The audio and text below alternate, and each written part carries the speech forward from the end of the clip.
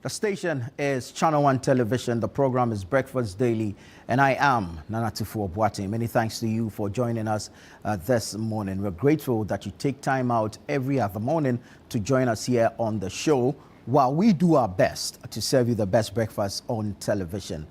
Difficult moments for all of us regardless. We're still mourning the demise of the fallen eight. And even as we continue to commiserate with the president, we continue to pray for strength for the president in these trying times. I'd like to single out one individual for commendation. This individual has held the fort and kept it together for the rest of the presidency and all of us. Who am I talking about? I'm talking about the vice president, Professor Nana Jane Opoku-Agyeman. When the old adage, "Bemensu to it, men don't cry," was questioned, when men, and here when I say men, I'm not referring to a gender, but of course, the generic biblical use of men, when men broke down in tears publicly, one woman stood tall. One woman held them together. One woman comforted them. And this woman is the Vice President, Professor Nana Jane Opoku-Agyeman. We all saw in the videos, when men were wailing publicly, she held it together.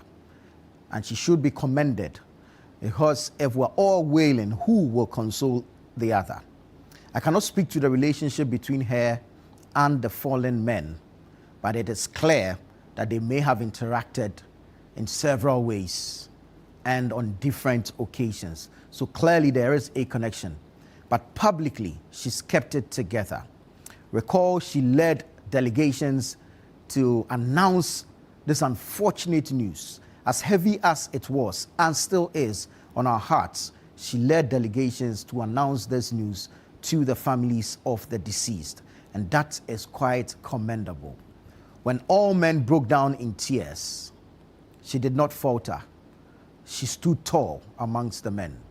And so I say, every president needs a Nana Jane Opoku-Agyeman, one who will be their pillar when they need a shoulder to rest on, one who will stand behind and offer support and comfort. May the good Lord continue to strengthen her even as she continues to play her role as the second in command, as the vice president, the strong pillar for men to rely on in times of need. Professor Nana Jane Opoku-Agyeman, may the good Lord continue to bless you and strengthen you.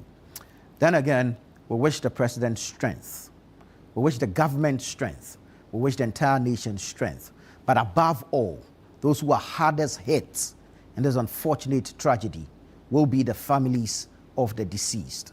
We pray that the good Lord, in his own wisdom, will strengthen them, will comfort them, will console them, and keep them together.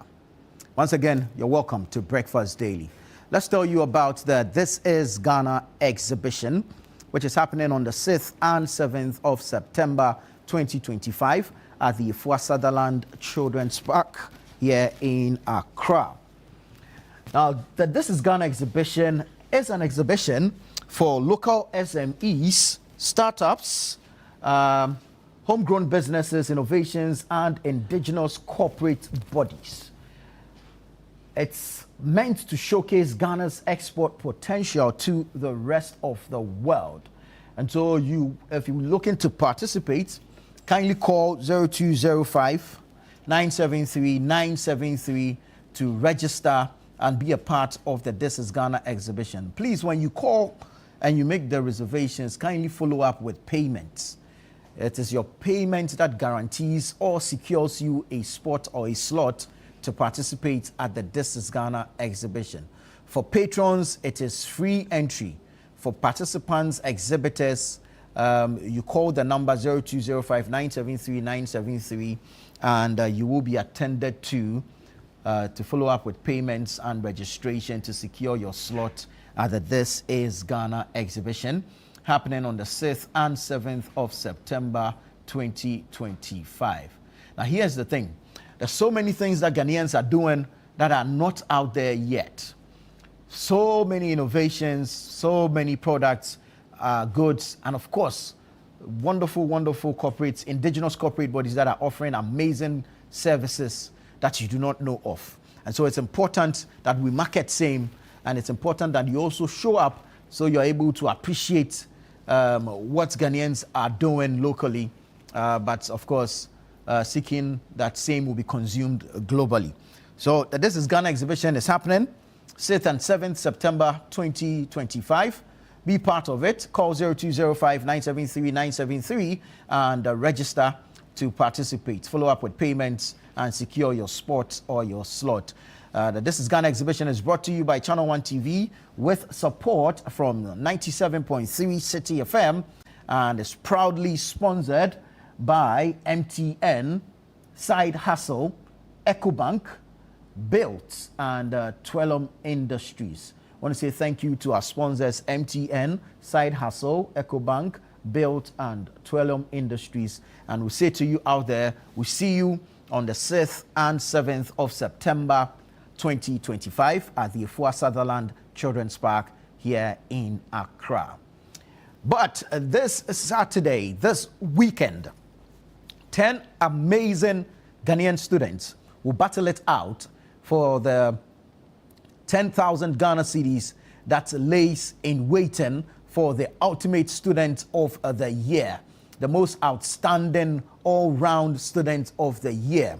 And this is happening in the Literacy Challenge Grand Finale, happening on Saturday, the 16th of August, 2025 at the Alisa Hotel here in Accra at 1 p.m.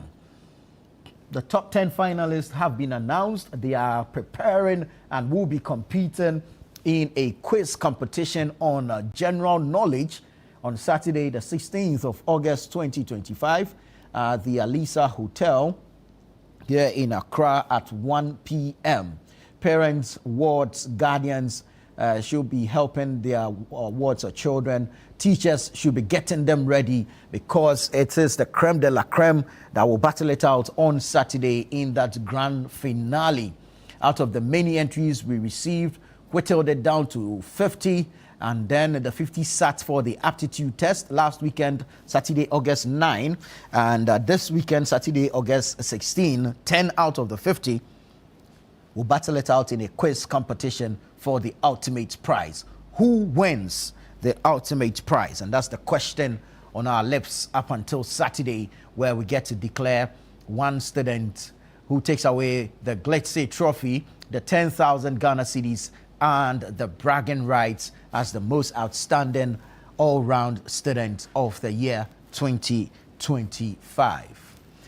The Literacy Challenge is brought to you by Channel One Television with support from 97.3 City FM and is proudly sponsored by Bell Moo and GB Assessment. Let's say thank you to our sponsors, Bell Moo and GB Assessment. You guys are amazing. Thank you so much for supporting this great initiative. Now let's tell you about how you can access the news wherever you are, provided you have internet. Okay, go onto the Google Play Store and download the Channel One News app. Quite easy and as simple as it is. Download the Channel One News app and have access to the news regularly, on time, and of course, wherever it is that you are. The Channel One News app is live and active on the Google Play Store. Download same and then have access to all the updates. You know, the news is updated round the clock and by the second. And so download the app so you can have all the updates readily and easily. The app is quite user friendly and quite easy to navigate. All right, so download the Channel One News app from the Google Play Store and you're good to go. Okay, that said, let's get into the newspapers for this morning. We're starting off with the Daily Graphic newspaper. Front page says, equip armed forces to deal with disasters. Former National Security Minister Francis Poku, former National Security Minister speaking there, says equip armed forces to deal with disasters. Stronger legislation needed for forensic DNA testing. That's according to an expert. And you have vigil held at Burma camp and Takrade for departed patriots. Other stories say, investigating crashed helicopter. Military invites experts, manufacturer to examine black box. Investigating crashed helicopter. Military invites experts and manufacturer to examine black box. Alrighty, let's go on to the back page and see what's happening there. Ebenezer SHS pushes for infrastructural upgrades. Ebenezer SHS pushes for infrastructural upgrades. That's the back page of the Daily Graphic newspaper. Let's get into some more papers this morning. Daily Guide is saying that Bawumia picks forms, calls for clean campaign. Bawumia picks forms, calls for clean campaign. Kwauhine celebrates with supporters on August 17. Okay. Then you have Bafo Boni removes Justice Opong from law school. Bafo Boni removes Justice Opong from law school. Helicopter crash. Tokonu lays wreath, signs book of condolence. Helicopter crash. Tokonu lays wreath, signs book of condolence. And then you have police arrest NPP serial caller over gun claims. Police arrest NPP serial caller over gun claims. Okay, let's get into some more papers. Ghanaian Times is here. Front page says, helicopter crash, state funeral for victims tomorrow. Helicopter crash, state funeral for victims tomorrow. And at this point, I must say that funeral will be live on Channel One television as well as 97.3 City FM. So stay with us, tune in to us, and let's bring you that live coverage of the state funeral for the fallen eight. The unfortunate, tragic, horrid incident that led to the death of 8 compatriots. Tomorrow will be the state funeral. Bear in mind also that 2 out of the 8 have already been laid to rest according to Islamic rites. And so the state funeral for the remaining 6 will be tomorrow. But of course, reference will be made to all 8. It will be live on Channel One TV and of course 97.3 City FM. So make a date and let's all mourn together as a nation. We are ready for Akwatia by-election on September 2. EC assures. We are ready for Akwatia by-election September 2. EC assures. In sacrifice, they gave their lives. GAF eulogizes victims of helicopter crash. In sacrifice, they gave their lives. GAF eulogizes victims of helicopter crash. Now, on the back page of the Ghanaian Times, you have 3 million children suffer various learning disabilities. That's according to Professor Udro. 3 million children suffer various learning disabilities. He's a technical advisor to the Minister for Education, Professor George Udro, making that revelation there. And then you have prioritized gender mainstreaming across all sectors. That's Bernice Sam speaking there. A gender advocate and consultant, Bernice Sam, speaking there. All right, let's take a look at the New Republic. The New Republic says, chopper crash. NPP runs from 2 TikTok bombers in quote. Disowns offensive comments by party-linked TikTokers on helicopter crash. Takrade off-dock container terminal handover sparks growth optimism. So Takrade off-dock container terminal handover sparks growth optimism. NPP's Elon Musk battles Ken Ejapong and co. Says none has given financial support to the party than him. Hey, so the newspaper has christened by the champion Elon Musk. BOG boss meets banks CEOs, urges them to boost SMEs, fund infrastructure, and expand digital access. BOG boss meets banks CEOs, urges them to boost SMEs, fund infrastructure, and expand digital access. August 6th, helicopter crash. Government calls in foreign eyes. August 6th, helicopter crash. Government calls in foreign eyes. So that's the New Republic newspaper. I'll take you to the Daybreak newspaper. Daybreak says, mob attacks IGP's anti-Galamsey task force. Mob attacks IGP's anti-Galamsey task force. Chopper crash. CDS speaks out over cocoa sacks used for victims' burnt remains. That's the Chief of Defense Staff, Lieutenant General William Ejapong. Yesterday met with the Ghana Journalists Association and gave some, if you like, explanation to why, unfortunately, the remains of the fallen eight were conveyed in cocoa sacks. Okay. Sir Obama Pokuase Fante Comedy granted bail but remain in custody. Sir Obama Pokuase Fante Comedy granted bail but remain in custody. Focus on ideas, not insults. Bawumia tells NPP flag bearer hopefuls. Focus on ideas, not insults. Bawumia tells NPP flag bearer hopefuls. And then you have GJA commiserates with Ghana Armed Forces over chopper crash.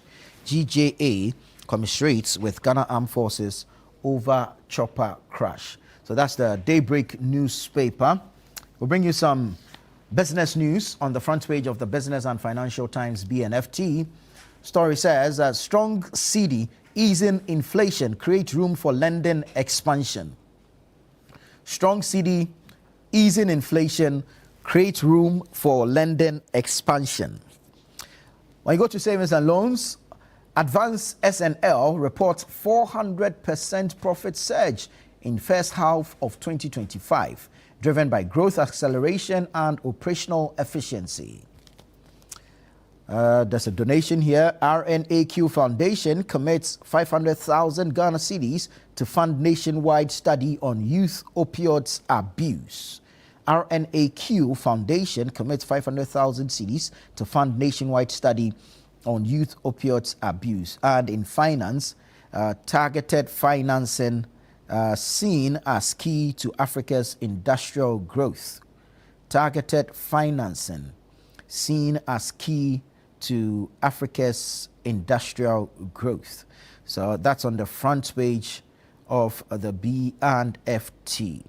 I'm going to take you online and bring you some stories there. Channel1newsonline.com. Channel1newsonline.com. CDS apologizes to journalists over military assaults. CDS apologizes to journalists over military assaults. That's the Chief of Defense Staff, Lieutenant General William Ejapong, speaking there. Prophecies won't derail our reset agenda. National Chairman of the NDC, Johnson Asiedu Nketia, speaking. Prophecies won't derail our reset agenda. We'll move on to other stories. Premature to blame anyone for helicopter crash. That's Colonel Festus Abuaje. He's a retired colonel and a security analyst. He spoke on the Point of View last night with Bernard Avle. Quite an interesting show it was. You might want to catch the repeat later today. And of course, you can watch it online on YouTube, Channel 1 TV. Go check it out. Helicopter crash. Anala was top certified VIP pilot. Again, Colonel Festus Abuaji speaking there. He says squadron leader Peter Nala was a top certified VIP pilot. All said on the Point of View show last night. Bawumia raised the bar as VIP. That's the Kentampo South NPP youth organizer. And he says Dr. Mahamudu Bawumia raised the bar as vice president. He was on the Channel 1 newsroom last night. Now, Galamsey fight getting worse. No progress under NDC government. That's Menchia North Member of Parliament speaking there. Galamsey fight getting worse. No progress under NDC government. Using sacks to convey crash victims was best option. That's Wing Commander retired Sogbojo. He spoke on Eyewitness News on 97.3 City FM and again on Channel 1 News. VRA denies ownership of helicopter in Nkoko emergency landing. VRA denies ownership of helicopter in Nkoko emergency landing. When you go on the website, you get the details of that. TikToker Fantic Comedy granted 100,000 cedis bail. TikToker Fantic Comedy granted 100,000 cedis bail. Helicopter crash, black box awaits experts and manufacturers examination. That's according to the Ghana Armed Forces. Then you have NPP supporters throng police headquarters over arrest of Sir Obama Pokuase. Moving on, Professor Atuguba, now acting director of legal education. And then you have, we've secured international collaboration for helicopter crash probe. That's according to the Defense Ministry. Yesterday, the Deputy Minister for Defense, Buja Jemfi, spoke to this matter. Let me quickly take you to citynewsroom.com. Citynewsroom.com says, pray before announcing prophecies. Cardinal appear texting to prophets. His Eminence Cardinal Texan speaking there. He says, pray before announcing prophecies. All right. Tackle Galamsey to honor helicopter crash victims. Greater Accra Chiefs speaking there. They say, tackle Galamsey to honor helicopter crash victims. Dismiss MMDCE's police commanders in Galamsey areas. Ken Ashigbe to Mahama. Ken Ashigbe is the convener for the anti-Galamsey coalition. And he says, dismiss MMDCs and police commanders in Galamsey areas. Colonel Abuaje dismisses mid-air explosion claims in fatal helicopter crash. Colonel Abuaje dismisses mid-air explosion claims in fatal helicopter crash. Crash investigations take time. Public should remain calm. That's Professor Ajekum speaking there. Crash investigations take time. Public should remain calm. NDC's 2024 gains will not hold in 2028. That's the Malaysia North MP speaking there. You have arrest of Sir Obama Pokuase, proof of selective justice. Salam Mustafa, National Youth Organizer of the New Patriotic Party speaking. And be patient. Avoid speculation over helicopter crash. Patrick Sogbojo to Ghanaians. You get the details of these stories and more on citynewsroom.com as well as channel1newsonline.com. But as I've been saying, download the Channel One News app on the Google Play Store and you have the news right in your palm. Stay with us here on Channel One Television. This is Breakfast Daily. We'll take a break. When we come back, we'll begin the news review segment.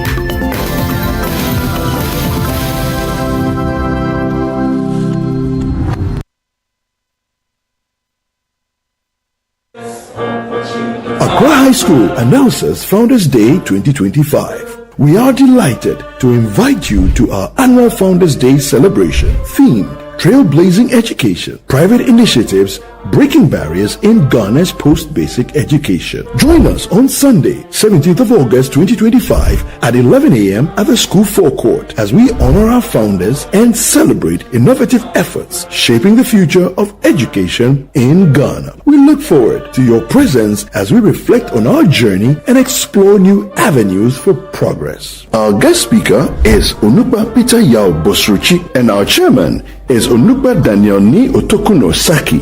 Don't forget, it's Sunday, 17th of August 2025 at 11 a.m. at the school forecourt. See you there. Redimentis Opportunitatem. Redimentis Opportunitatem.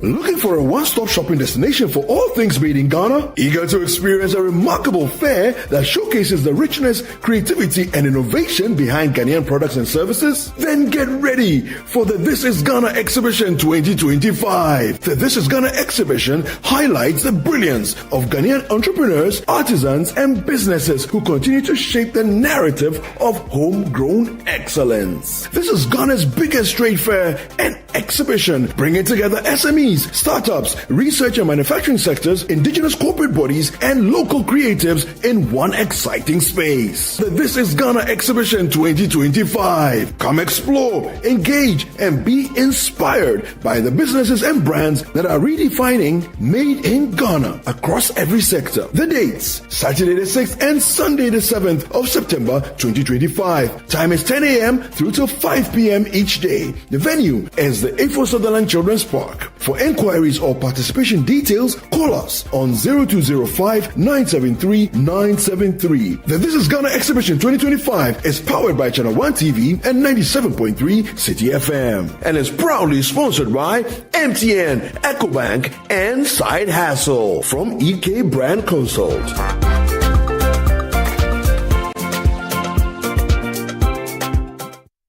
The grand finale of the Literacy Challenge 2025 is here! Congratulations to our top 10 finalists. But the big question is, who out of our top 10 wins the ultimate prize of 10,000 Ghana cedis, the Glitzy Trophy, and the bragging rights as the Literacy Challenge winner for 2025? Support your favorite student, support your school, and let's promote literacy in Ghana. Tune in live to Channel 1 TV for the grand finale on Saturday, 16th August 2025. Venue, Alisa Hotel Ridge, Accra. Time, 1 o'clock p.m. Call 0205 973 973 for more details. The Literacy Challenge 2025 is powered by 97.3 City FM, supported by Channel 1 TV, and sponsored by Belmu and GB Assessment.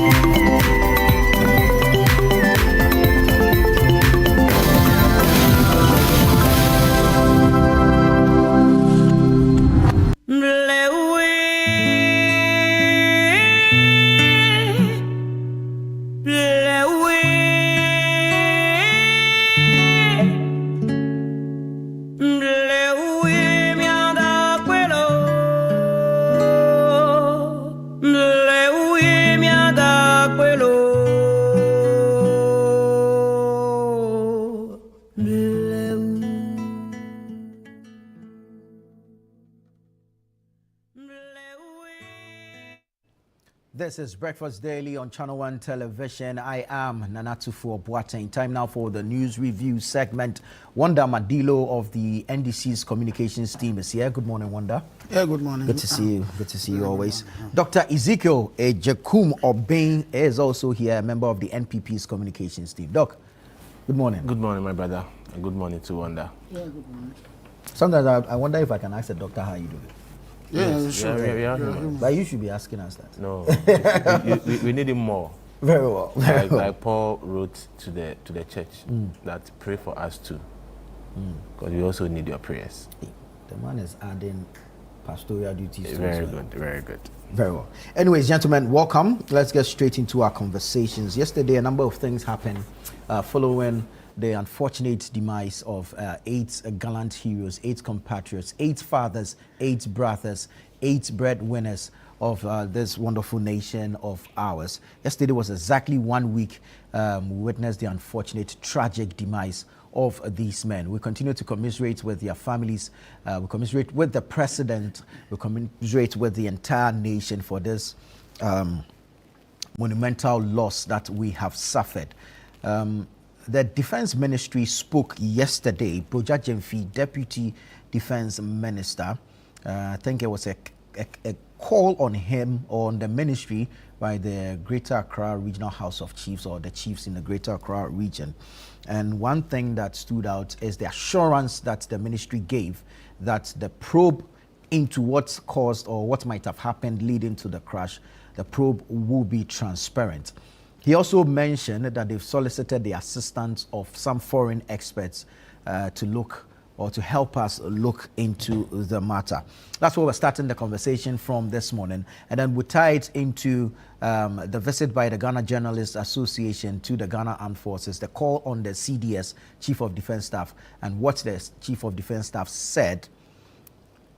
What stood out also from that meeting, of course, something that has been on the minds or questions that have arisen following the, if you like, carrying of the remains of these 8 in jute sacks. Some sort of explanation was given by the Chief of Defense Staff, and basically the reasoning is that the bodies were too hot for body bags. So let's tie the two in together. The soliciting of help from foreign experts and the unfortunate, we would have expected some level of dignity with how the remains of these men were treated, but we've been told by the CDS that the bodies were too hot for body bags. Wanda, I'll start with you. What you make of all this, and of course the announcement by the CDS. No, it still remains very fresh in our minds. The tragic event. Yeah. Last week, Friday, I was on Metro, and I had made so much, let me call it noise about the way the body was conveyed from.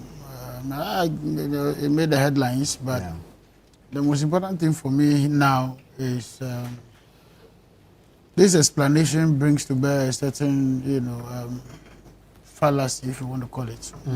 Because we are told that the aircraft, they told us the aircraft took off at 9:12.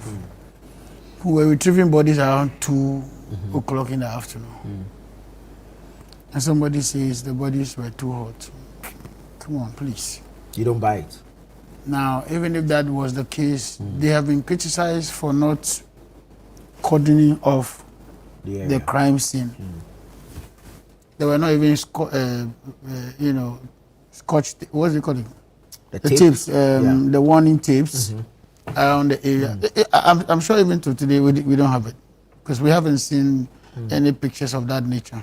Yeah, but we know it was declared a crime scene, and villagers were restricted from accessing the area. I agree, but truth is that before the military could make access to that area, the villagers had already been there, and we were told that people were carrying parts, of the aircraft. And then also they tempered with a few stuff. We were told whatever. But I think that the military has been managing these issues to a fault. To a fault, because for me, it's a disaster. Nobody planned it. But one of the few organizations you expect to be disaster ready or prepared is the military. In fact, it's the reason why even NADMOC works closely with the military during rescue efforts. Flooding, call it major disasters. The military does have some equipment to rescue and to bring to bear, some sanity in such circumstances. So for it to happen under their own nose, and then they seem to be struggling to find answers, that's where people were worried. And number 2 is virtually the very first time a major one like this has happened. This happened in the past, 1 or 2, 3 people died. And this one, high-ranking government officials were on, and this one actually took off from the Air Force base in Accra. And so you would have expected that some level of, sanity is brought to bear on this matter as quickly as possible. But I think that the military themselves have been in the dark somehow. I've also believed that even though the protocols that they implemented were right and all that, but it's coming in a bit too late. Too late because the reaction of the public seemed to have gone ahead of them. Now we saw bodies, undignifiedly carried in cocoa sacks, cocoa sacks. let's agree that the bodies were too hot. Now, I just want to play the devil's advocate. But after putting it in the sack, then the sack now serves as a buffer between the body parts and the remains itself. Yeah.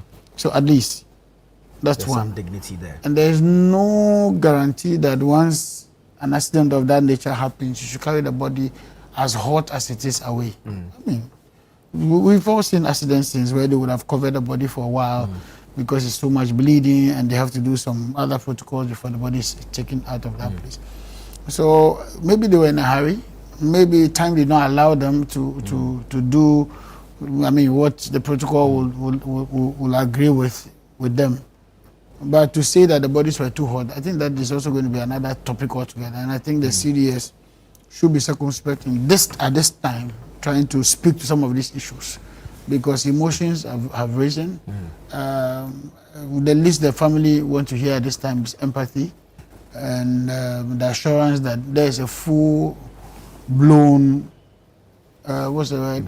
Investigation into this matter. I have seen them also call for international partnership. In unraveling the mystery and all that. That for me is fine. What may be worrying is that I don't know whether this aircraft has been insured. I've asked this question a couple of times. Nobody seems to be talking about insurance. I don't know whether this aircraft are insured. No vehicle or anything of the armed forces is insured. Well, let's say good morning to Ms. Darko, editor of the news center. Then that also, well, I don't want to go, I won't say no, but because there are partnerships in some of these things, and the other partners may want you to insure. So I don't want to sit on set and say that none. But again, that brings into sharp focus some of the things we are discussing. Because if there is no insurance for this aircraft, it leaves a gaping hole for the families. Of course, government will want to do something, but what about the others that have crashed in the past? You know, should that be if the government decides to do tomorrow and say, okay, I'm not going to do anything, then what happens to the family? So we need to be conscious in planning for disasters. And it doesn't matter whose horse is God. At the end of the day, a human life is lost. A family, you know, a breadwinner, a father, you know, a brother, whatever, is lost. And we need to be conscious of some of these things. And I want the National Insurance Commission should speak to some of these issues. Have we insured this aircraft? Have they been insured before? Has that become the norm that aircraft within the ambit of the Ghana Armed Forces are not insured? What about our naval boats and all that are on the high seas? The military does have a lot of equipment. And what is happening to some of these things? And how do we go forward from here? Because if this was insured, it wouldn't be the burden of government at this point, you know, solely. It would have been the shared responsibility between the insurance companies, government, and everybody else. And so there would have been proper compensation for these families. And so it's a worrying trend. It's a developing story. We will see the end of this story pretty soon. But I think that the Ghana Armed Forces should do more of interactions with the family, more of interactions with their own engineers, more of interactions with the public, more of interactions with their own systems, so that we bring some finality to this matter in the near future than speaking to dispel rumors, which rumors you failed to address in the beginning. I think that that's where we are now. The funeral will be held over the weekend, and pretty sure tomorrow. You know, today is supposed to be the commemorative day for the National Union of Ghana students. You know, I'm a former president. And so I ended the decade. Omani Boma was in 2002. I was in 2009. So from Edward Bauer to myself is a 10-year period. So today will be the procession from University of Ghana to UPSA campus, and we'll lay some wreaths and all that, and read some tribute to the memory of our departed former president of the National Union of Ghana students. So it's a huge concern for all of us. Indeed. We'll be there to cover that procession. Doc, let me come to you. That those who say the argument that the bodies were too hot is untenable, because even those who got there was after some 2 hours or more. And so this argument, But then first off, even before you come to the whether the body was hot and whether it was appropriate to have conveyed them in the cocoa sacks, the response team, what should they have been made up of? Should there have been technical, medical people in that response team? Did we have that? Definitely, you can't have disasters and you only have medical persons as part of the response team. Clearly, disaster management will come in, environmentalists would have to be there, and obviously medical people would have to be there. What if you go and meet some life? Yeah. You know, and in our training, there's a way bodies or humans are conveyed. You know, when you meet a disaster, when you meet an accident, how to position the body is very key. So the lecturers will always tell you, the first thing you do is to call for help. And then you secure yourself, depending on the scene. And then you put the person on the left lateral position. So you lie on your left laterally before you start assessing for what's the common things we say ABC, airway, breathing, and circulation. So definitely you need a medical person at any accident scene. Right. So yes, that's the answer. And the issue of transparency, of course, that's the least, the nation deserves. We clearly know that for the purposes of national security, certain details might not be extended to the public, for which we clearly understand.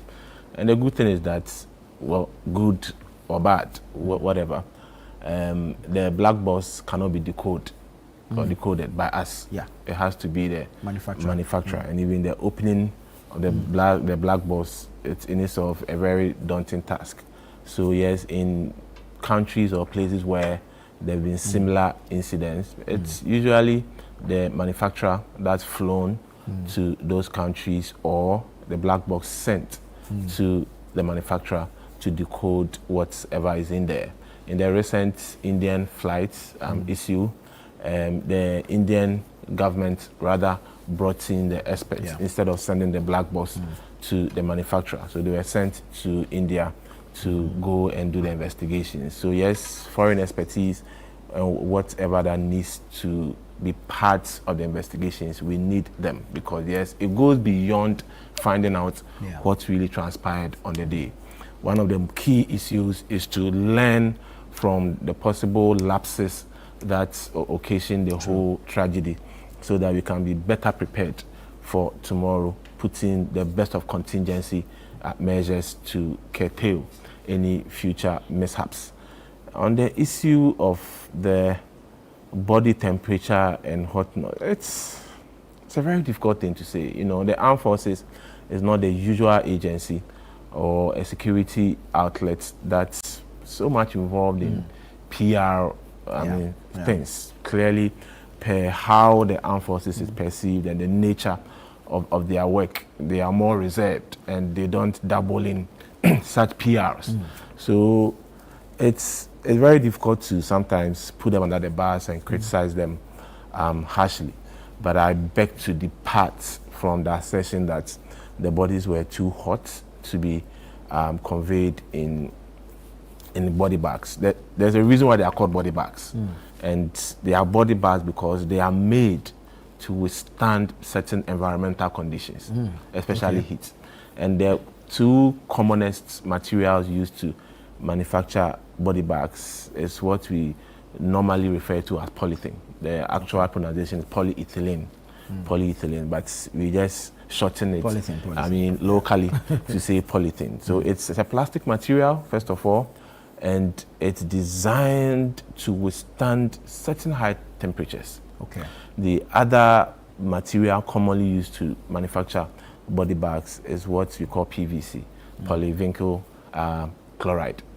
You know, and PVC also is able to withstand certain degree of temperature or heat.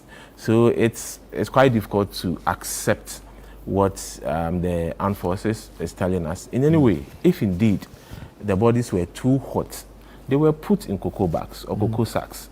The cocoa sacks has some fenestrations, some, pores, which is able to help air circulate in and out of the bag.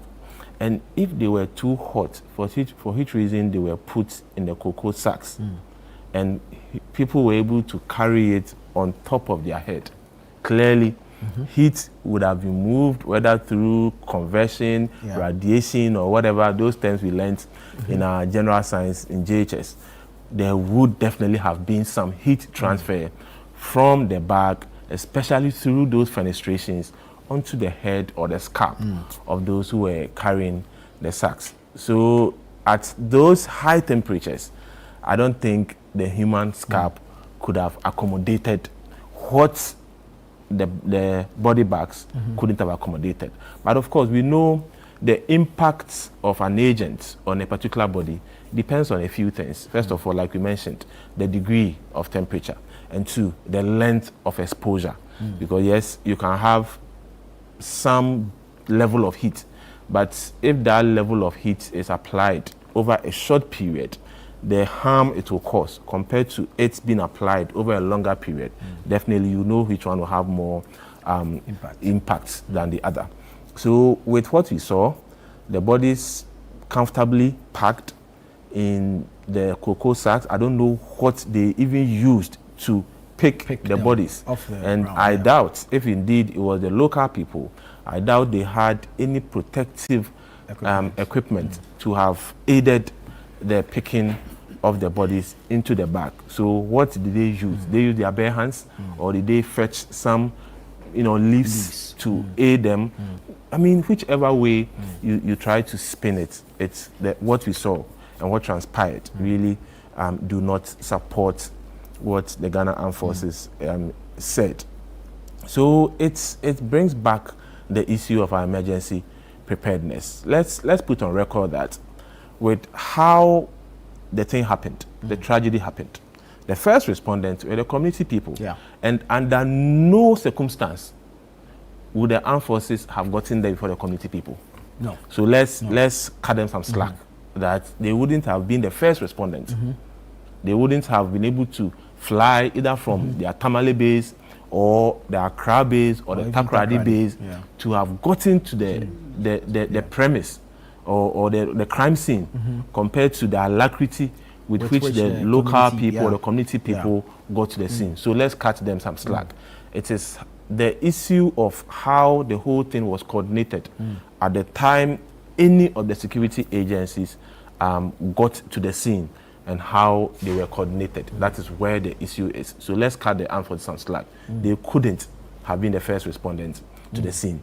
So it brings back the issue of emergency preparedness. If preparedness. you want to cut them some slack, this kind of explanation makes it difficult. Yes, we've already made a point, and I've departed strongly from the assertion, because from chemistry and physics and what we saw and biology and whatnot that we studied, heat transfer and the effect of heat on agents, including the cocoa bag compared to the body bags that are built for such purposes, and the human scalp where people could comfortably carry the sacks without heat being transferred through radiation or convection, whichever medium, onto the scalp of the people, and they could comfortably carry the bodies to a different destination. Over a distance of about 1,000 kilometers. Exactly. They do not support the assertion that science does not support it. Science does not support the assertion that the bodies were too hot for the body parts. But I'm saying that, yes, admitting and departing from that stand, let's also cut them some slack that in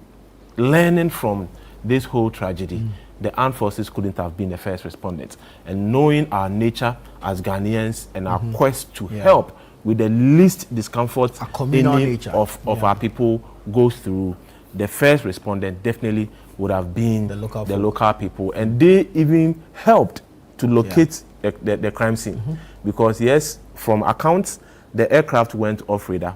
Even within 30 minutes of departure, it went off radar. And we've seen from elsewhere in other countries where there are news of aircraft going off radar, and it has taken days to even locate where they landed. So yes, it is not out of place. It is not unusual for some time to have elapsed before the location of the crime scene. So let's accept things as they are. The only issue is that at the point where, I mean, either RESEC or the district assembly or the Ghana Armed Forces or National Disaster Management Organization got to the scene and how things were handled.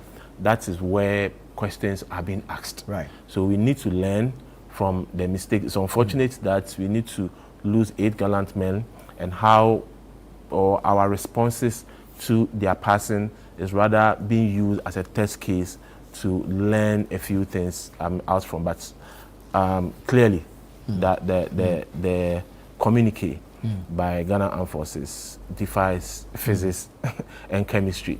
I mean, clearly. And I believe maybe, I don't know if they are under pressure to lead the PR on this issue, but if indeed they are under pressure to lead the PR on this issue, then I believe they have, adequate human resource, people who are well vested in communications and PR to lead it. Don't let us be in a haste to bring out information that rather beg for more questions than the answers we wanted. Very well. Elvis, you have made your point clear on this body bag issue, this cocoa sack issue. You are so not accepting any explanation that it's going to come. But is the communication and its importance. We need to hear from the Ghana Armed Forces on their investigations. And fortunately, yesterday the GJA visited to commiserate with them. But hearing this from the CDS, how do you take it? Still not convinced? How can anybody be convinced by this kind of explanation? It's not their family members. They don't have that attachment, so they will give any kind of explanation. I think the CDS, I said it yesterday, communication is not a job for everybody. Okay, communication is a special field. The fact that it's CDS doesn't mean that he should be speaking to these issues.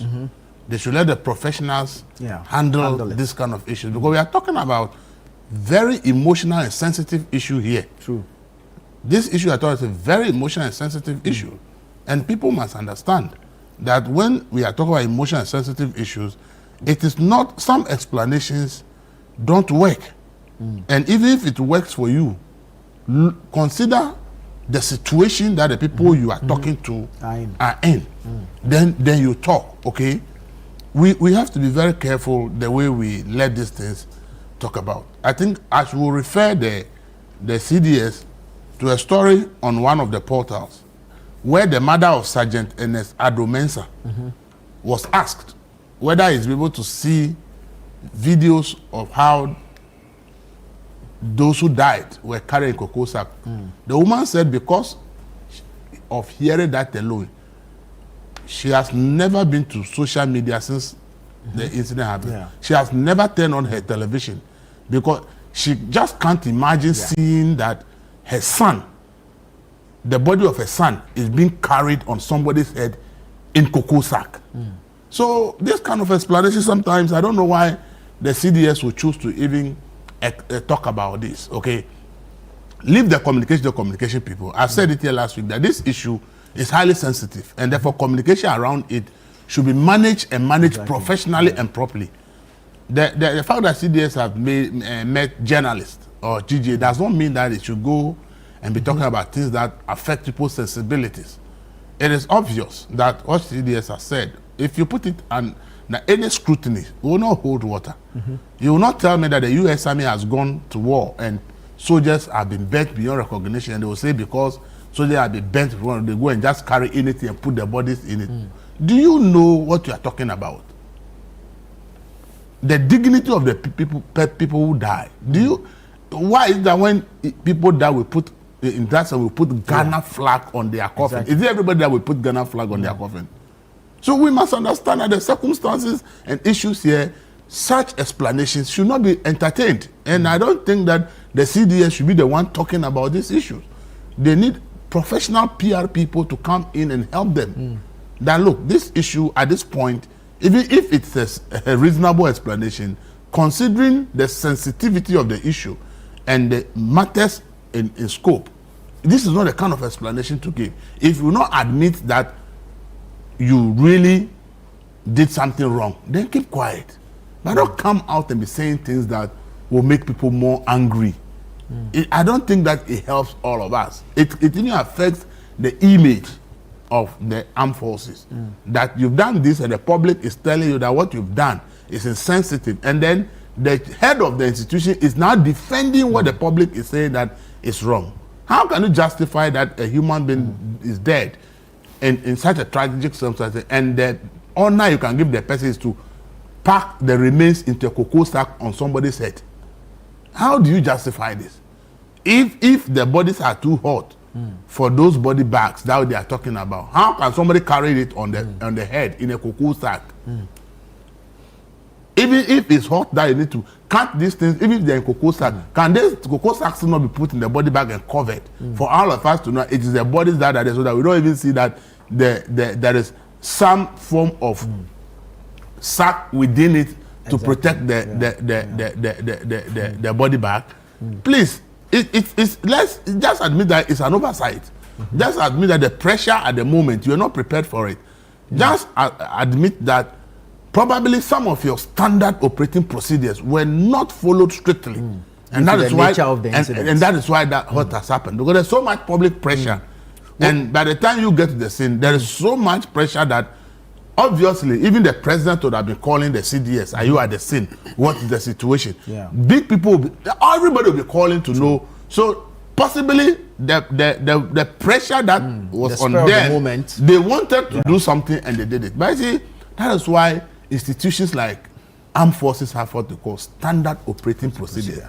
No matter the pressure, stick to the procedure. If somebody asks you why did you do this, we followed standard operating procedure. So we are following it. You are not under any obligation to quickly move the body out of that place.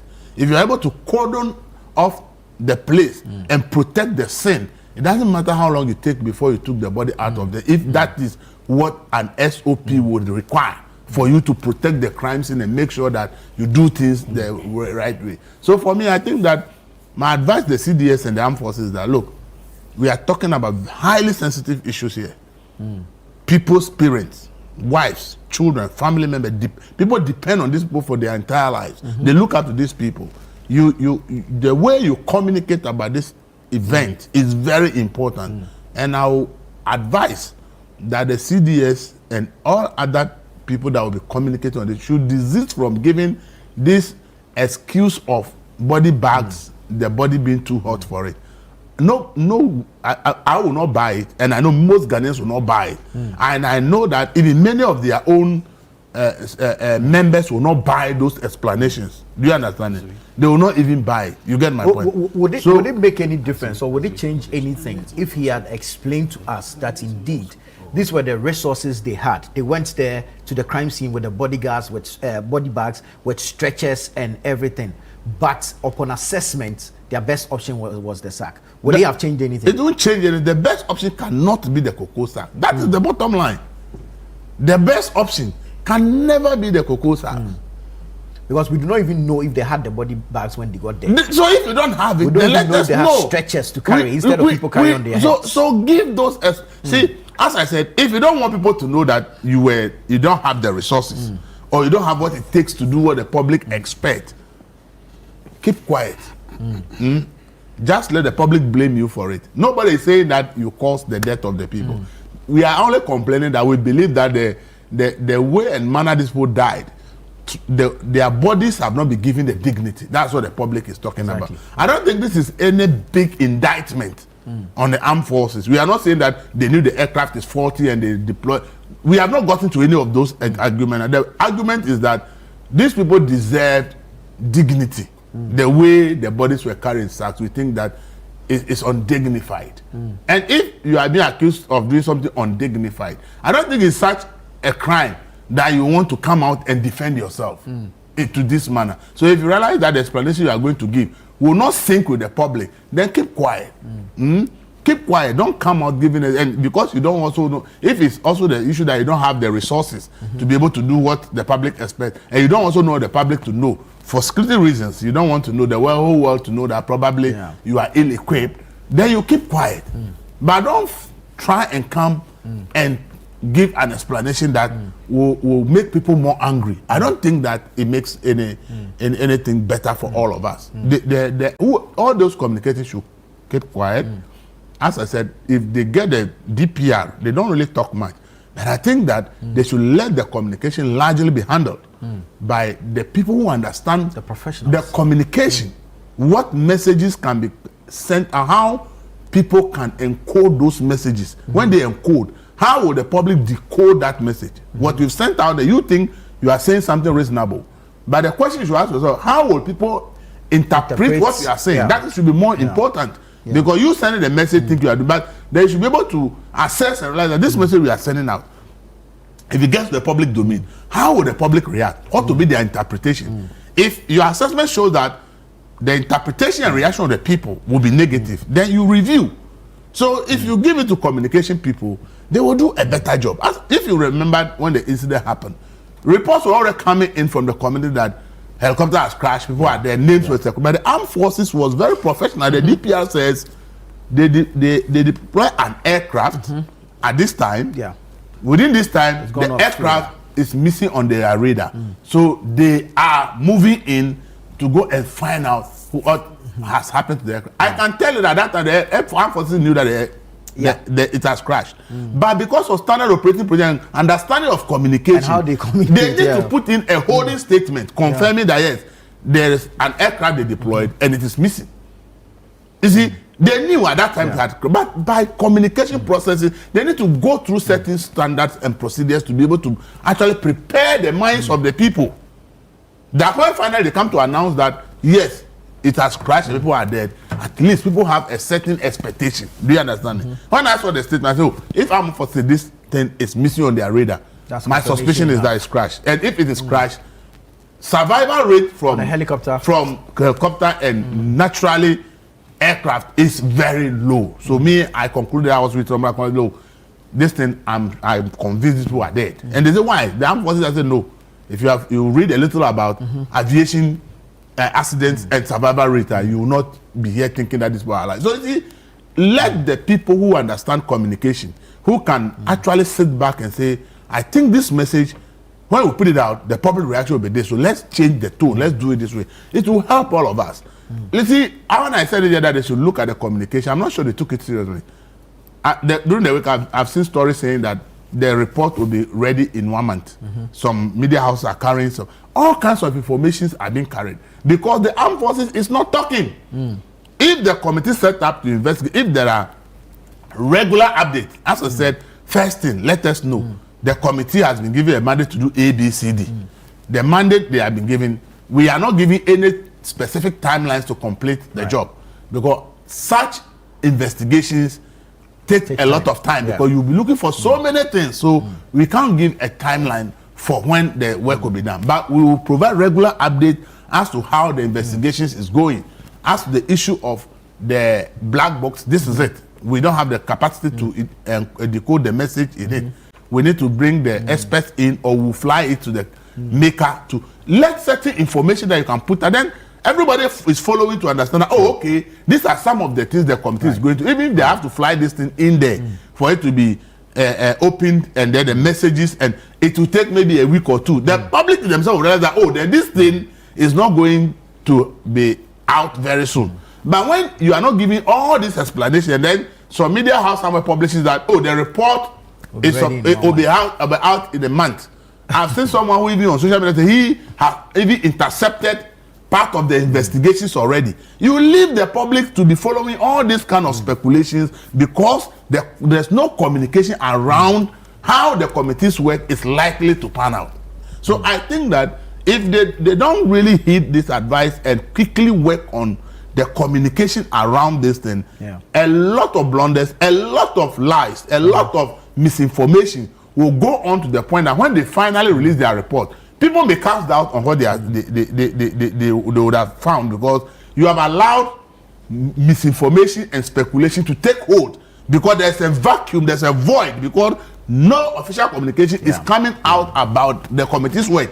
So it is those speculations and misinformation people are put down. It's what the general public will be following. So that people's minds will be made that, then this is it. Then when finally you actually produce your report, people will now go say, but this speculation was here. This was how come they did not find any space in the report? If somebody had something. So if you allow speculation to thrive, for a long time in such circumstances, it could affect the work, the report you produce at the end of the day. So for me, these issues, we must take it serious and know that aviation investigations take time.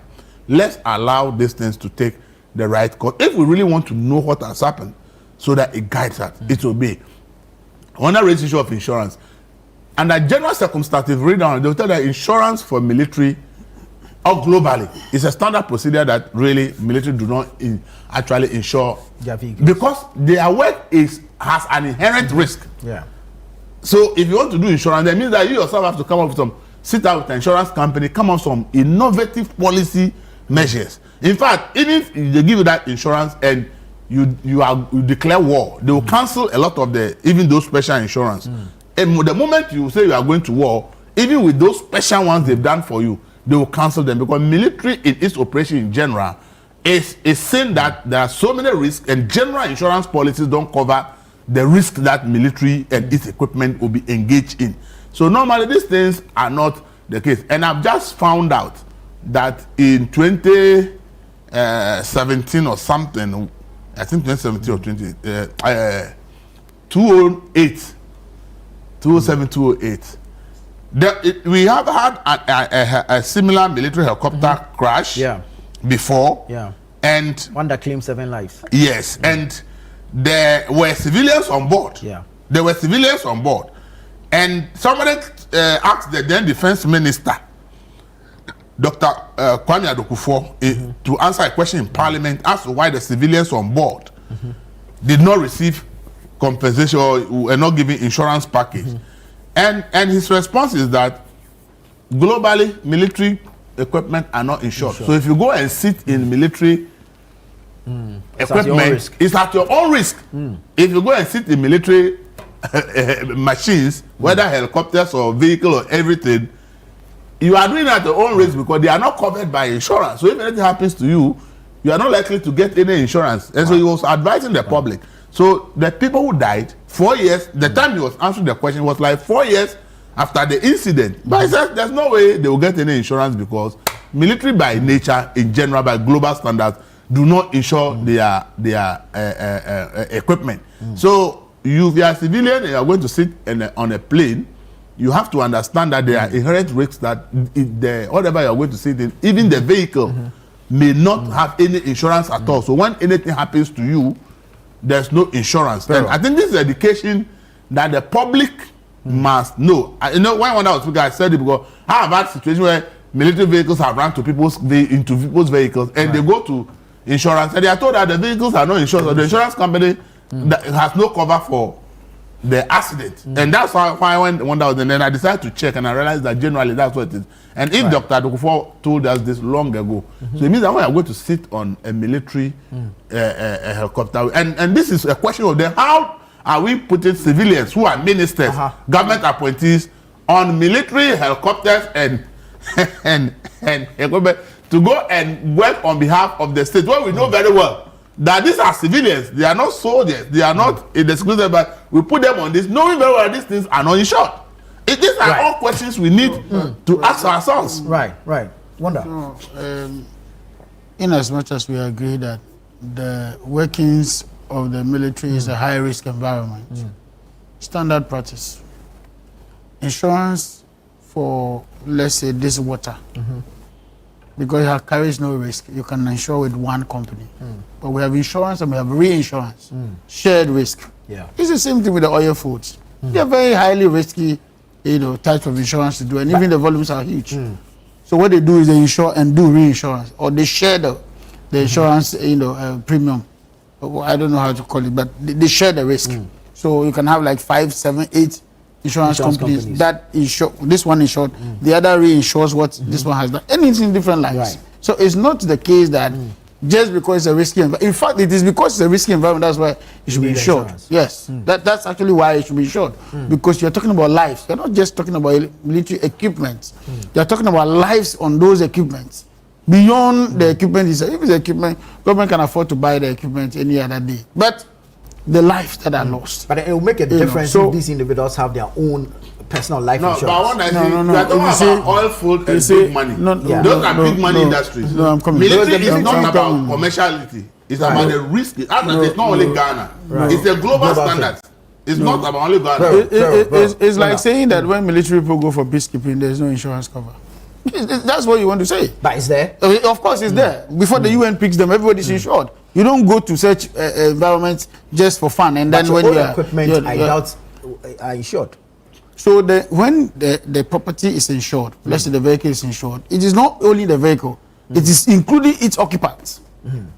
Or any other damage it may cause to a third party, even in the event. So this argument, yes, we agree that standard practice, maybe because of the nature of their work.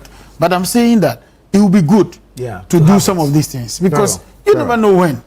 Now, how many times have we had helicopter crashes come down in this country? Even though you want to say that it's highly risky, how many times? How many? On how many occasions have this happened? So yes, we agree, but I think that life is above every other. Let me take a few quick. I gave you the example of the then defense minister. Yes, justifying why a civilian would not get into conversation. It was not compensated because the aircraft has not been insured. I have a message here that says, "May the souls of the fallen heroes continue to rest in peace. I have concerns. One, what happened when the aircraft went off radar? Was there a distress call made by the pilot? What does the control tower room have to say about that? In any case, what communications happened between control tower and the pilot before the crash?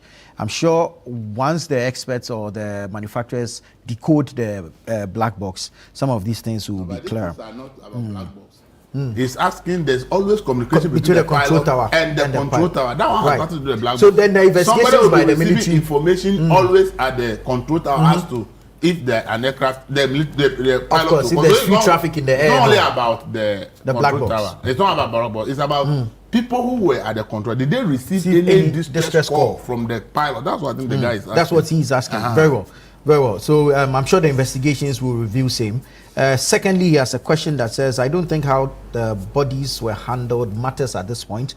As far as a helicopter or airplane crashes, the main focus is to find the cause of the crash or prevent it from happening again." Right, thank you. This one says, "Good morning, Channel 1. I greet you all, especially my man Elvis. I agree with him. I was disappointed seeing human beings being carried in a cocoa sack. How do you think the families of these people will feel seeing their sons, husbands being carried in a sack? It was painful." You say your name is Francis from Bongo in the Upper East region. Obiba from Cape Coast says, "Good morning, Nana, and your fine men in the studio. Nana, sometimes I listen to some of the things said by politicians and it baffles me. How can anyone tell us that the bodies were so hot and could not be transported in a body bag but sacks?" That was not said by a politician. It was said by the CDS, the Chief of Defense Staff. Please. This is ridiculous and an insult to our integrity. Who even concocted these lame stories that bearded men are also peddling? The same hot bodies were carried on bare human heads and hands were placed in the sacks. Were those men insulated?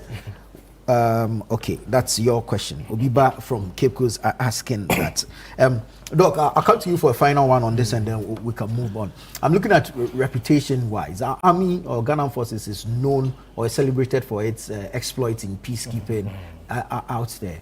If those with this kind of, let's say, experts procedures or expert knowledge in handling some of these situations, hear how ours was handled by our Ghana Armed Forces, what kind of damage are we likely to suffer? I'm one of the last persons to go hard at the military. I schooled there. Okay. Bema Camp, Garrison Basic School. And my uncle was a military man. And I've had opportunity to live there at the Bema Villas. So I know the armed forces, I know how disciplined they are. Yeah. The impromptu checks, they come to the classrooms to check students and how well we are dressed and your socks, how tall or short you pull your socks and all that. And those things really help to shape us. So I know the integrity of the Ghana Armed Forces. I mean, locally, regional-wise, and internationally. I know the reputation the Ghana Armed Forces has.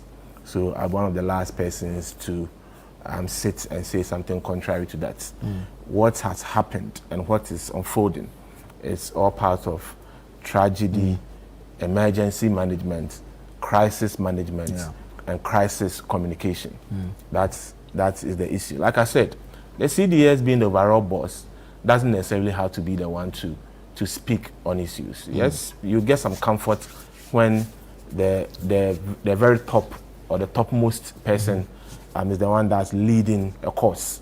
It shows how the spirit of everyone within the force is being carried. So we understand, but clearly, like we are all saying, if it falls within the remit of communications, I don't think necessarily the CDS is there because of his or her communication prowess. Right. So we should get PR persons to do the communication.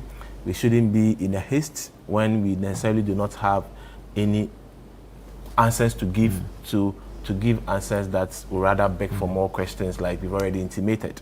So I don't think it's quite unfortunate, and it's sort of doesn't help or augur well to the sensitivities of Ghanaians in general, most especially the immediate and distant families of the 8 persons we've lost. And that aside, I really don't think the integrity of the Ghana Armed Forces necessarily is in the mud because of this single mishap. But we all join hands and join voices to say that the accident scene, as we saw through those pictures and videos, the videos we've seen with humans carrying the remains on their scalp, do not support the assertion that the human bags were too lenient and couldn't have conveyed the bodies. That aside, I believe it's a learning process and a learning curve. I don't think the country has experienced such tragedy in our recent history. So yes, if you've not been at or through a situation and you confront it for the first time, you might not be very much well prepared to confront the situation. But we expect the very best from the Ghana Armed Forces, because we pride ourselves so much of what they can do and what they stand for. So we would definitely expect 100% from them, even though they are humans. However, we believe that moving forward, the communication will be apt, and if indeed they are under any pressure to disclose anything, they should defer it. They should be able to stand their grounds. We know there's been some shakeups there where some 3-star generals were forced to retire, and there are issues surrounding people being given promotions when they were senior persons. Are they all parts of reasons why we are here? If we still had the most experienced people at post, would things have been managed differently?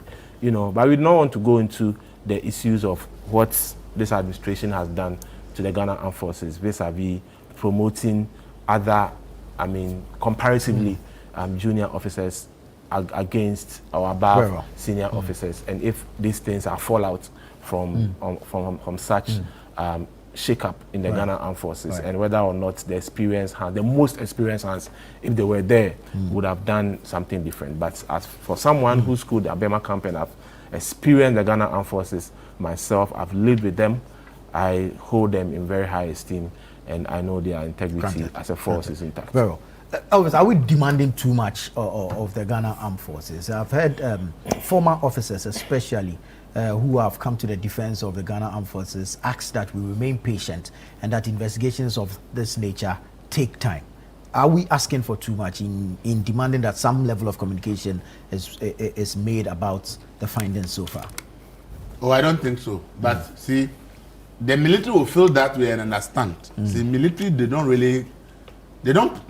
really communicate. They don't think that what they do should be in public domain. Their focus is that they want to get the job done. That's how the military works. We want to get the job done. It's not about talking about what we are doing. The results will speak for itself. That has been what they have been all this while. But you see, so right now they face a critical challenge in the sense that society has now opened up hugely because of social media and internet and demand for information.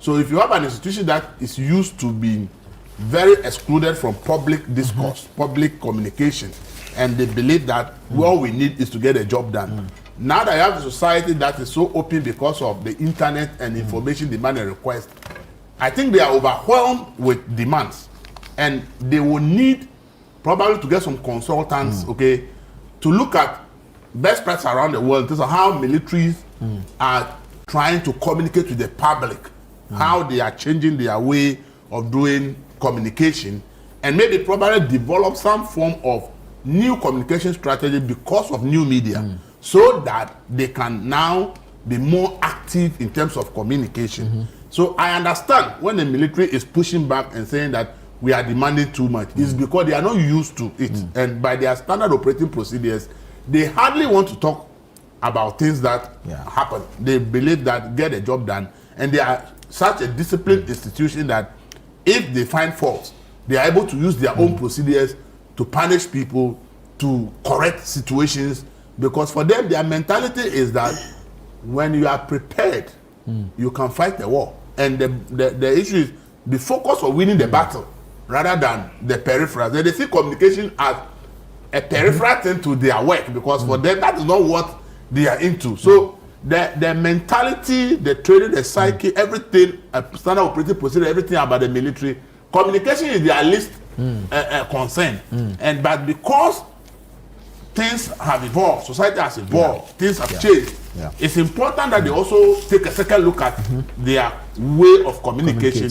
Get some consultants in, let them help them to devise a new strategy of, okay, we need to engage the public, but to what extent? And then they can, because some of these things they are talking about, probably if they have a very active social media handles on X, on Facebook, on the rest, and they decide that they will use it just to provide updates.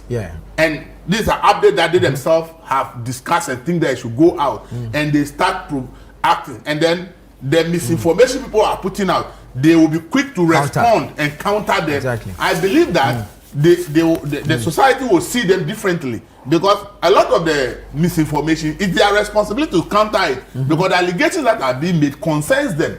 So if they have a very good social media team that is providing responses and even engaging people on social media who want to ask questions, who want confirmation or denial of these speculations, and they are able to do that well, it would have really solved a lot of the issues, and they wouldn't be pushing back as they are. But they don't have those things, and I think that, as we said, in life we learn, and change is the only constant thing that we all go through. So I think that this is an example for them to know that they will not always be fighting another country or be on the battlefield. Things like this can happen when their own people will now be putting pressure on them for information. So that's important, why they need to come up with a new strategy, especially in light of new media, and see how well they can prepare themselves to engage people regularly. And then when there are misinformation about them, they don't wait a month later, they come and issue a statement and say, when we have formed our perceptions, we are warning you, this thing what you are doing. Like they issued a statement yesterday, actually issuing caution to the bloggers and people who are making all the, you don't need to wait till you issue a statement, but see, they are used to issue a statement. But these things, you could have engaged them on social media and debunk a lot of them without necessarily issuing a statement. Vero, thank you, Elvis. We need to take a break here. This is Breakfast Daily on Channel One Television. Stay with us. When we come back, we have more interesting conversations for you. But let us hear from you. Join us via the WhatsApp number and, of course, on socials. We'll be right back.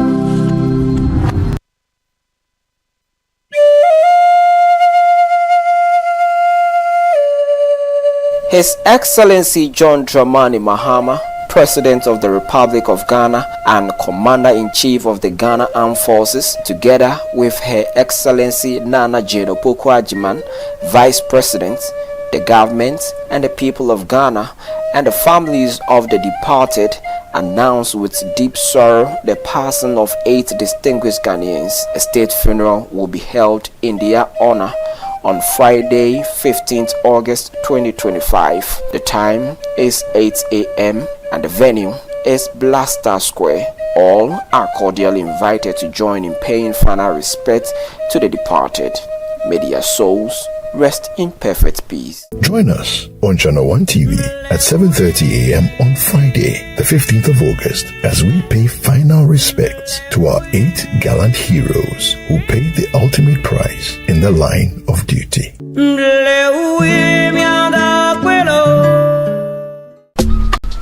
Life is a celebration of moments, big and small.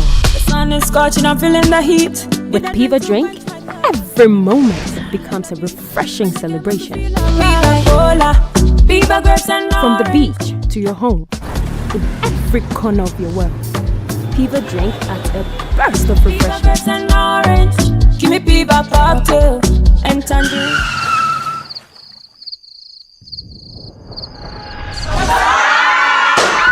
Celebrate every moment with Piva Drink. Refreshment for every occasion. Piva Drink, a taste you will love. P for Piva. This advert is FDA approved. In Ghana, West Africa, the mornings are somewhat, if not for the perfect companion. What a good day to start. Work is always effective with NASCO Home Appliances. Classic home appliance for the fisher folks. And Nijepa, I want NASCO feel. NASCO, bring home happiness. This August, get ready for an unforgettable night of worship and celebration as Perez Music presents Glorified, dubbed His Love and Kindness. Ministering live, Perez Music alongside the legendary Daughters of Glorious Jesus. Also ministering Joyful Way Incorporated, Minister Gabi Akwe and Edom Evangelist. Join us on Sunday, the 31st of August, 2025 at 4 p.m. sharp at the Victory Bible Church, Awoshi Dominion Sanctuary for an evening of powerful ministry and praise. It's absolutely free. But if you would like to support this ministry, you can do so by purchasing our special event merchandise or call 0557 116 607. That is 0557 116 607. Let's come together and raise a sound of gratitude for God's love and kindness. It's going to be nothing short of heaven on earth. This event is proudly sponsored by Eddie Spitzer and powered by Rhema City of Worship.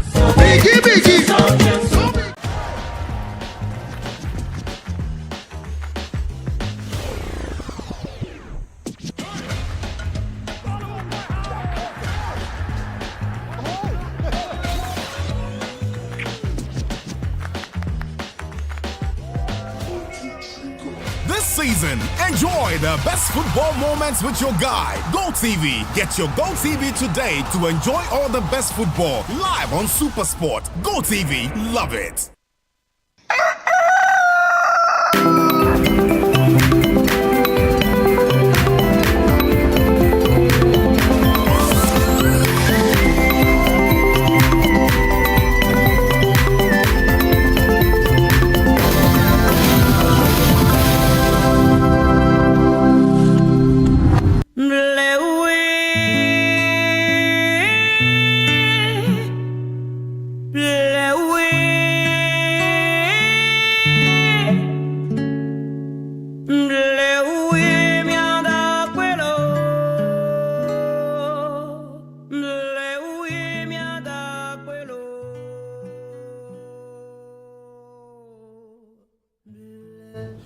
Grateful that you stayed on with us. This is Breakfast Daily here on Channel 1 Television. We're having the news review segment.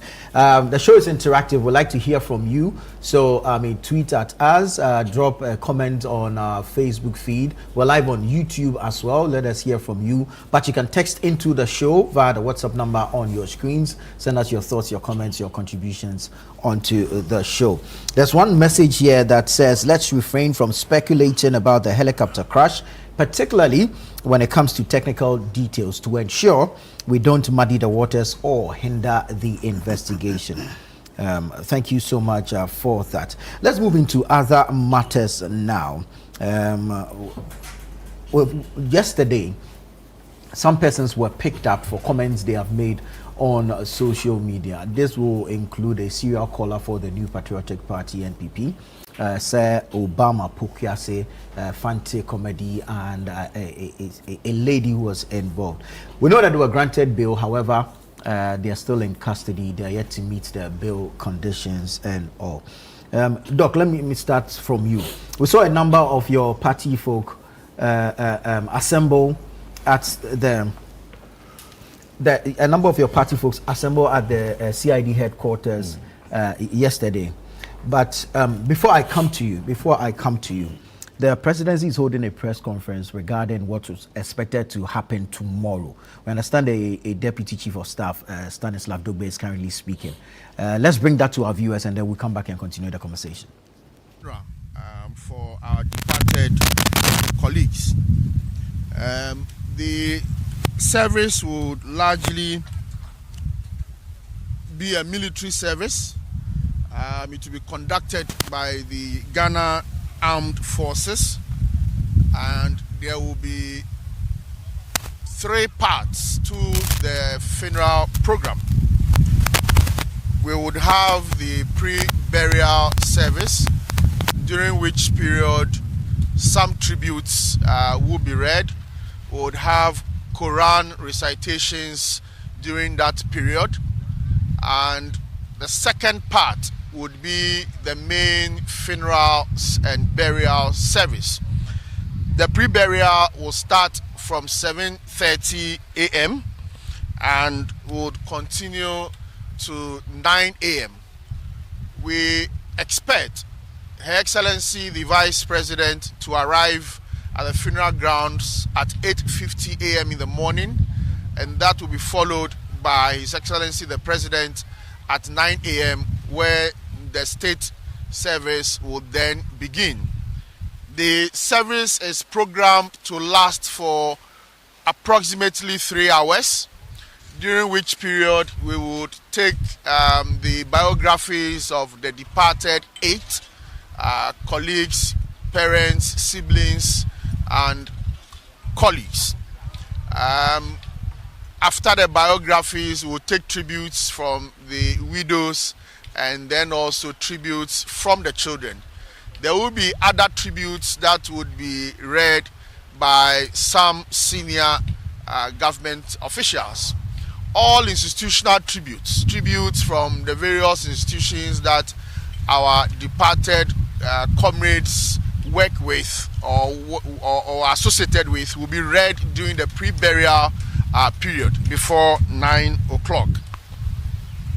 After the service, the bodies of the 6 that are yet to be buried would be conveyed to the military cemetery at Chado for burial.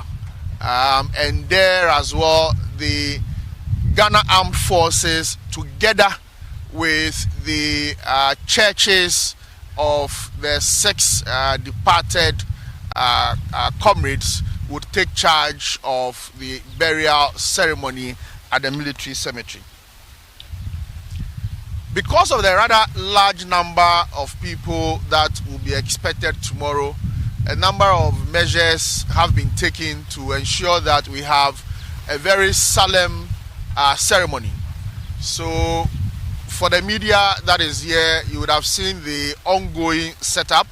We are trying our best to provide as many chairs as we can to accommodate the thousands of people that we expect to join the various families and the government officials here for the service.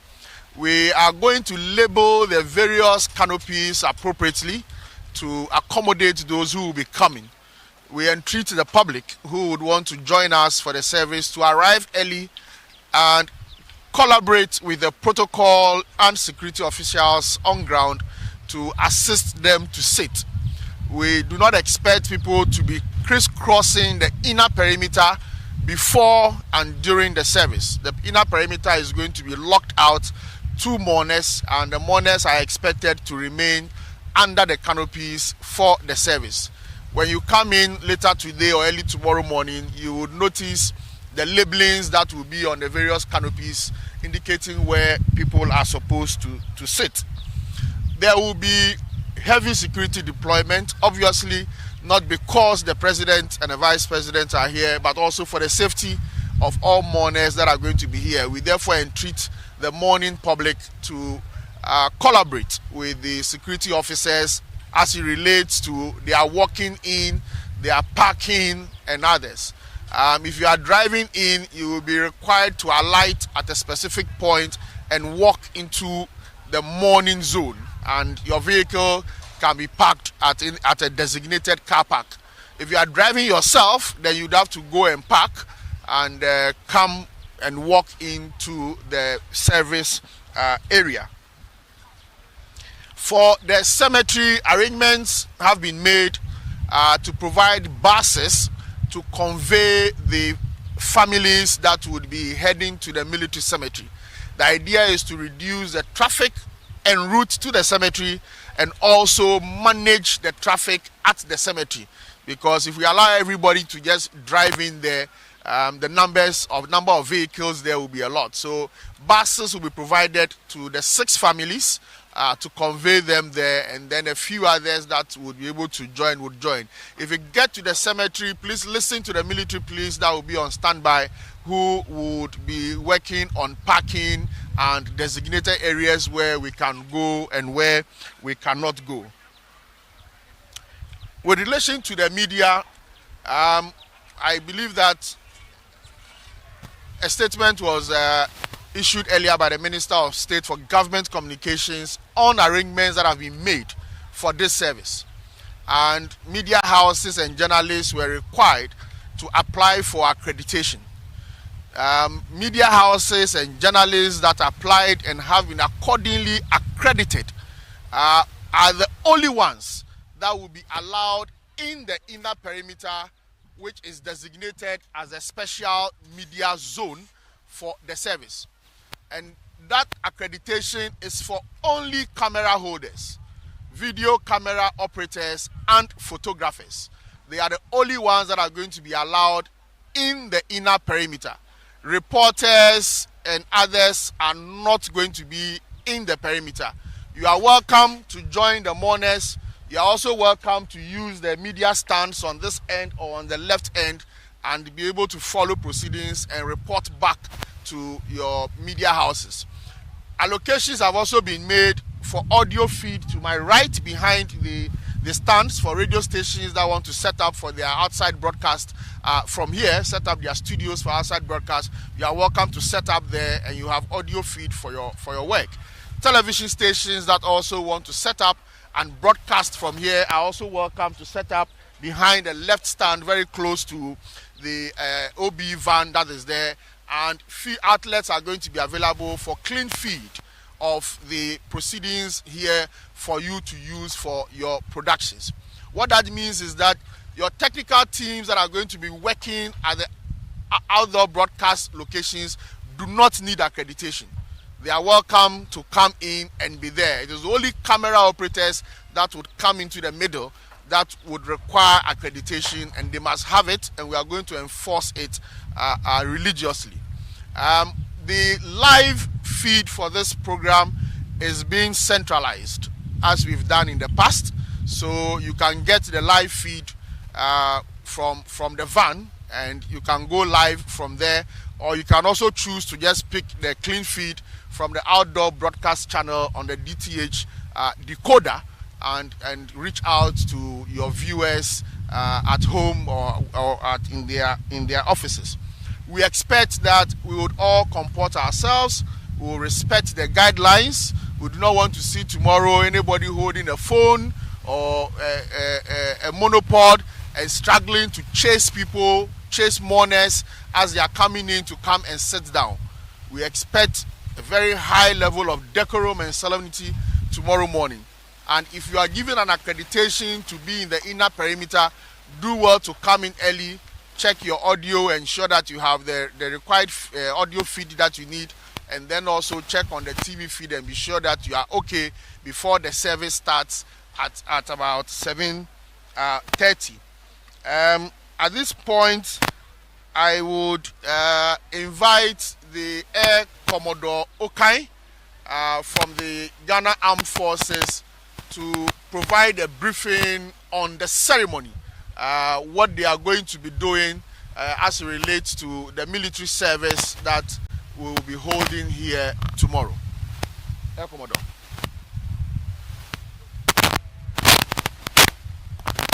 Thank you very much, Stan. Good morning to you all. As indicated by Stan, the service will essentially be military in nature. The Ghana Armed Forces has the responsibility of moving our fallen heroes from the morgue to the Blaster Square and then to the military cemetery after the funeral service. The service will be led by the chaplaincy of the Ghana Armed Forces. That does not mean that only ministers, pastors, and imams from the armed forces will be in charge. We would be supported by some of our civilian colleagues, but in essence, it will be a military service. After the service, like I indicated, we'll proceed to the military cemetery.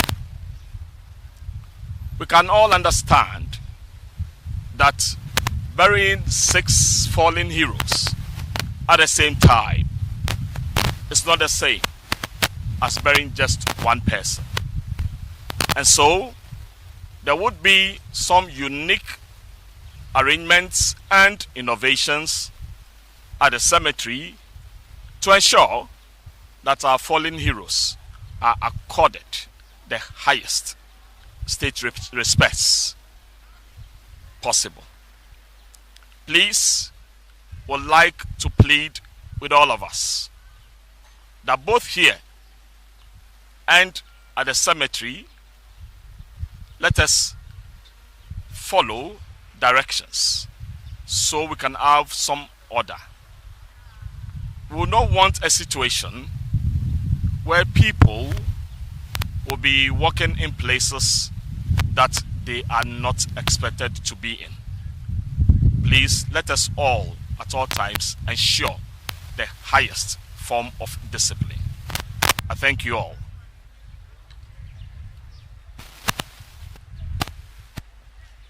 Thank you very much. I'll now call on Chief Superintendent Obeng, who would also brief us on the road traffic management and parking arrangements. Thank you.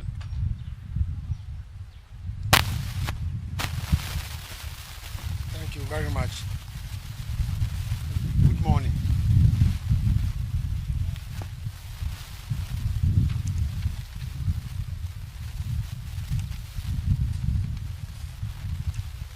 On this solemn occasion, and particularly from today at midday,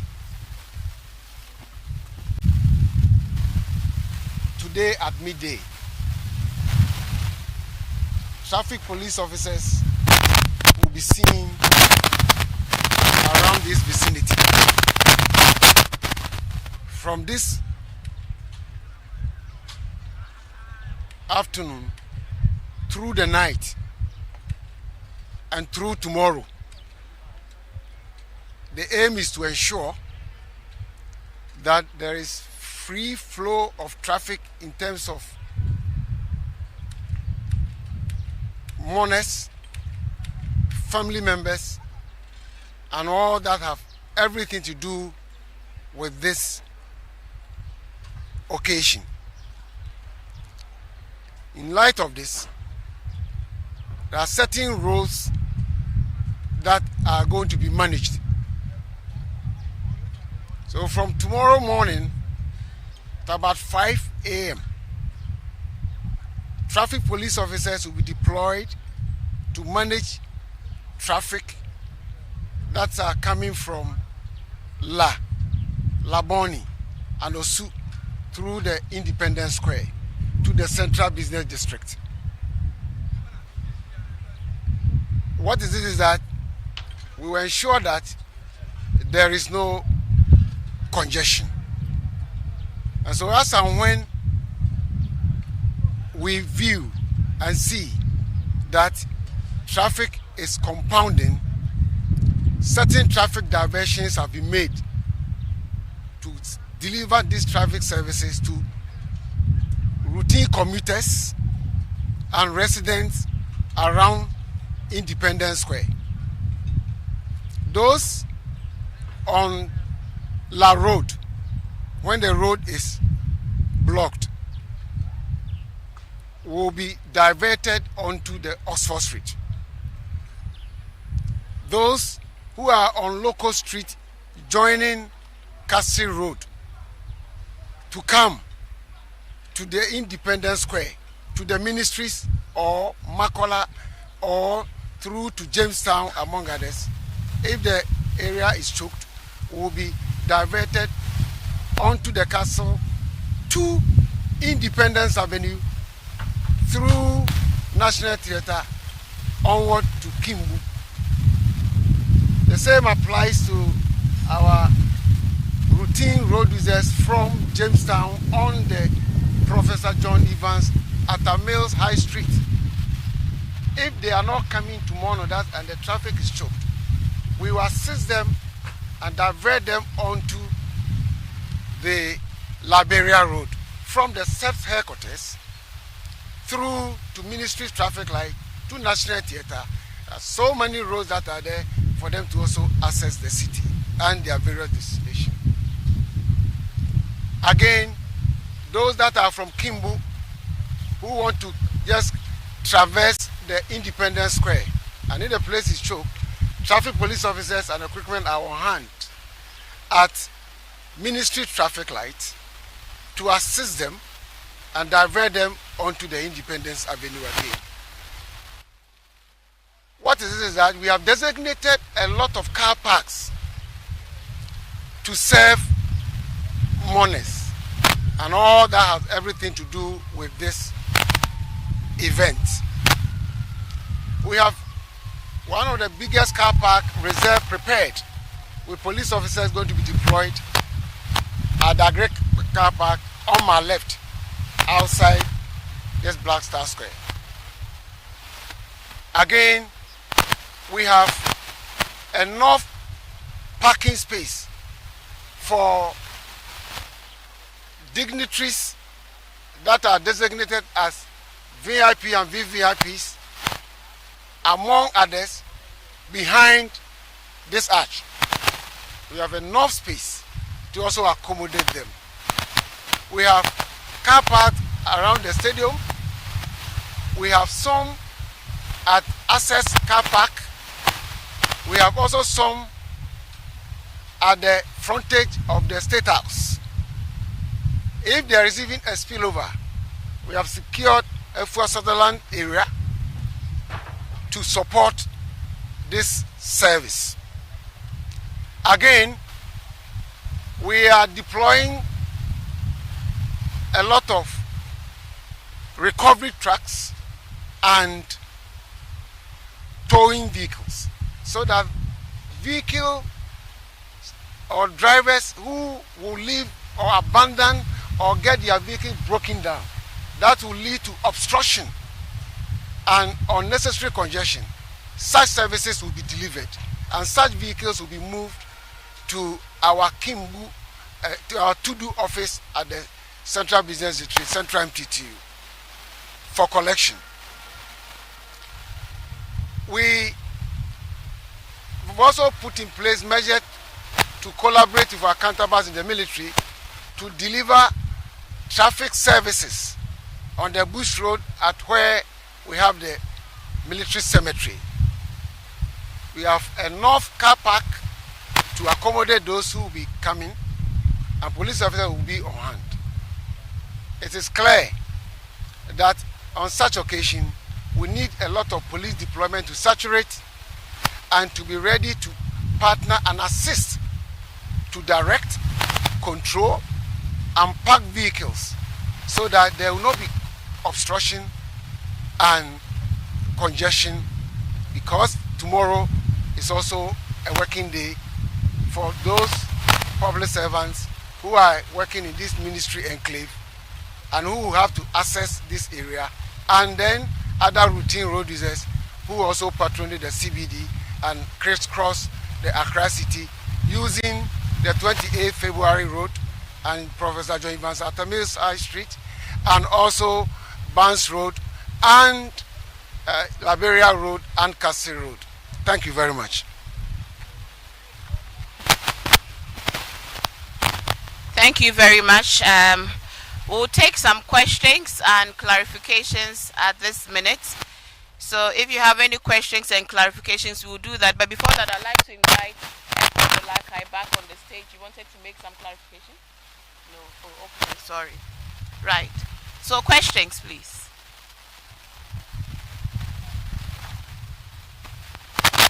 No questions? Right. Stand. Yeah, so thank you. I believe that the details are very clear.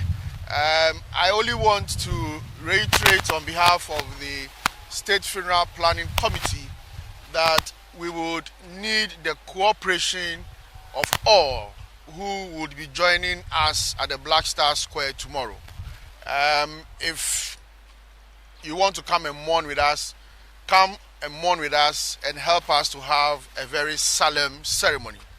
We promise that for those who will be watching from home and from the various parts of the country and the world, we'll bring you the best of live TV production, the best of live radio production from the various media houses for you to follow the program here in real time. And my colleague media houses, let's put up our best and help in giving a befitting burial to our comrades.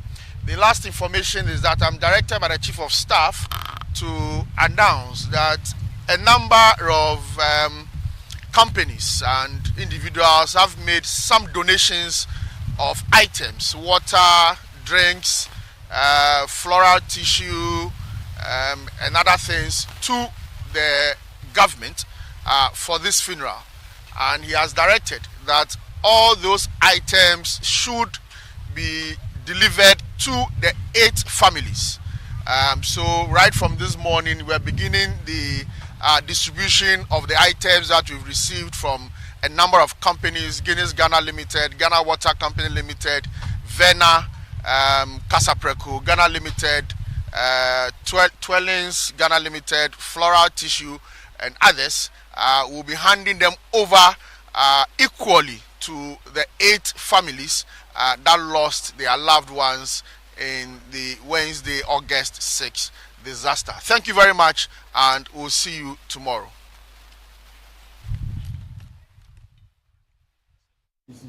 Well, so now we know exactly what is expected to happen tomorrow as the state organizes a funeral for the fallen 8.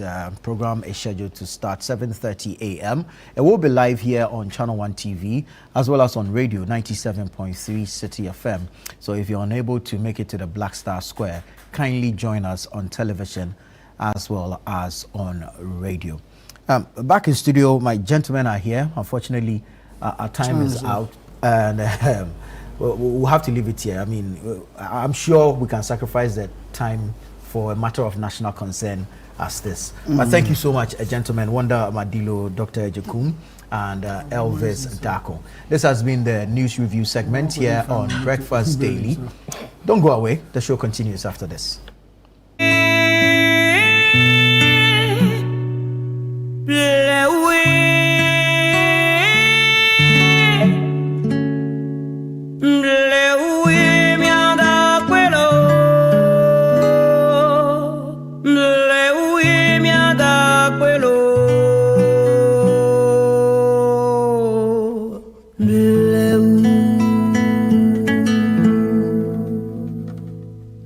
Bleu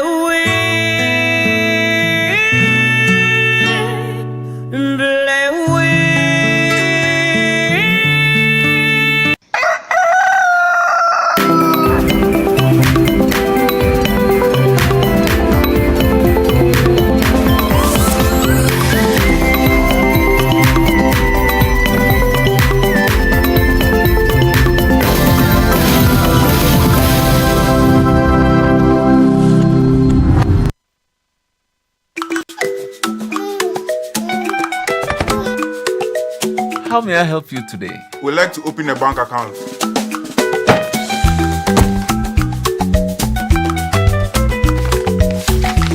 Sign here, sign here, sign here, and here. And now you draw direction to your house. I need your thumbprint. And I'll need your birth certificate too. No, I need the original. A lot has changed since you banked like this. So have we. We've made it easier than ever to open an account online and bank on the go through our mobile app, online banking, and more. EcoBank, a better way to bank your way. Sign here, and here. EcoBank, the Pan-African Bank. Check this passport number for me. Let me do something for somebody right now. Check J1 1955. Give me a pen and a paper. Write CSS. You know this? Christopher. He was supposed to marry you. He's a Nigerian, but he went to Nigeria and he had accident and he. Hello, precious one. My name is Prophet Emmanuel J. In the book of 2 Kings, chapter 6, a group of prophets asked permission from the man of God, saying, "Where we live is too small. Give us permission to expand our coast." In the process of expanding their territory, they lost the only axe that was borrowed. They didn't know what to do. It took the man of God to let them regain what they have lost. Precious one, many are going through a lot of things without solution. They have prayed, they are in churches, they have fasted, they have given their offerings, and they are asking themselves, why am I still going through what I'm going through? BTP is here once again. And this time around, I am focusing on those who are going through situations, but they don't know what to do. I will diagnose the situation, get into the spiritual realm, and give you exactly what you must do from the 10th to the 17th of August, every 5 p.m. at the Prayer Palace of the Sprinters Road. If you need free transportation, call the numbers right on the screen. As I see you, I will diagnose the problem and give you solution by the grace of God. God bless you. Let me see you there. Born to prophesy, born to roll, a voice of faith, never his own. He whispers storms, he hums the sky. Me pay so dear me sister me dad dear me chibia na me amshishimi akuna ida me many tears some de me sakana me say me ida so te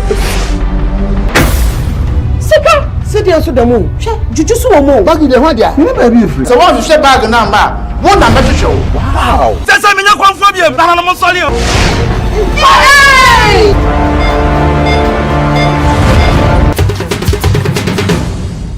The grand finale of the Literacy Challenge 2025 is here! Congratulations to our top 10 finalists. But the big question is, who out of our top 10 wins the ultimate prize of 10,000 Ghana cedis, the Glitzy Trophy, and the bragging rights as the Literacy Challenge winner for 2025? Support your favorite student, support your school, and let's promote literacy in Ghana. Tune in live to Channel 1 TV for the grand finale on Saturday, 16th August 2025. Venue, Alisa Hotel Ridge, Accra. Time, 1 o'clock p.m.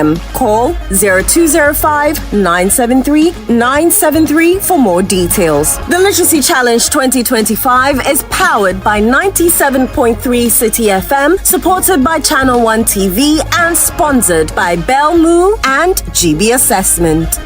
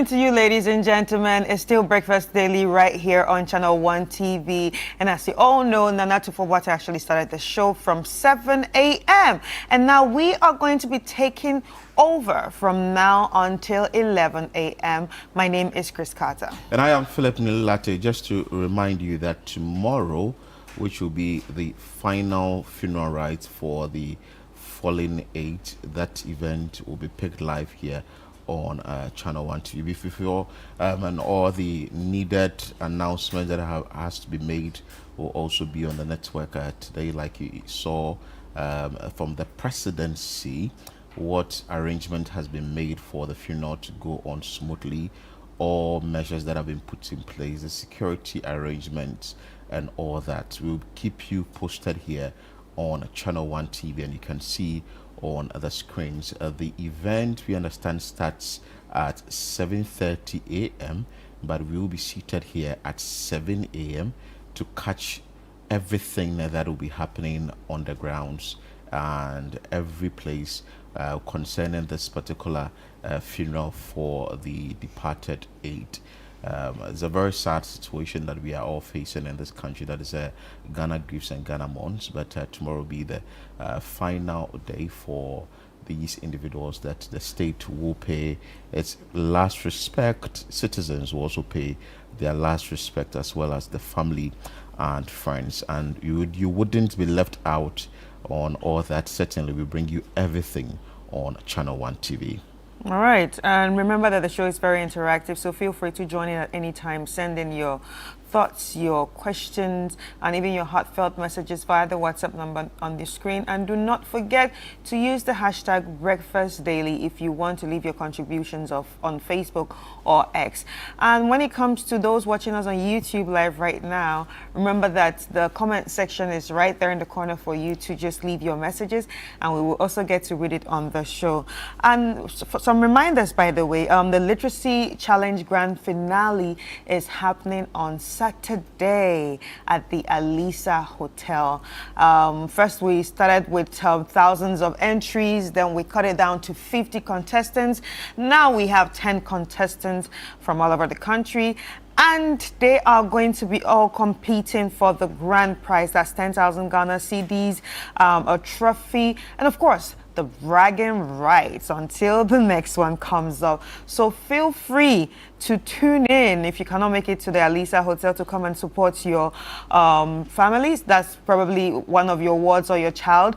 Just tune in and we will be showing it right here on Channel 1 TV. I want to say a very big thank you to our sponsors, Belmu, GB Assessment. Thank you so much for sponsoring. Remember that this is brought to you by Channel 1 TV and City 97.3 FM.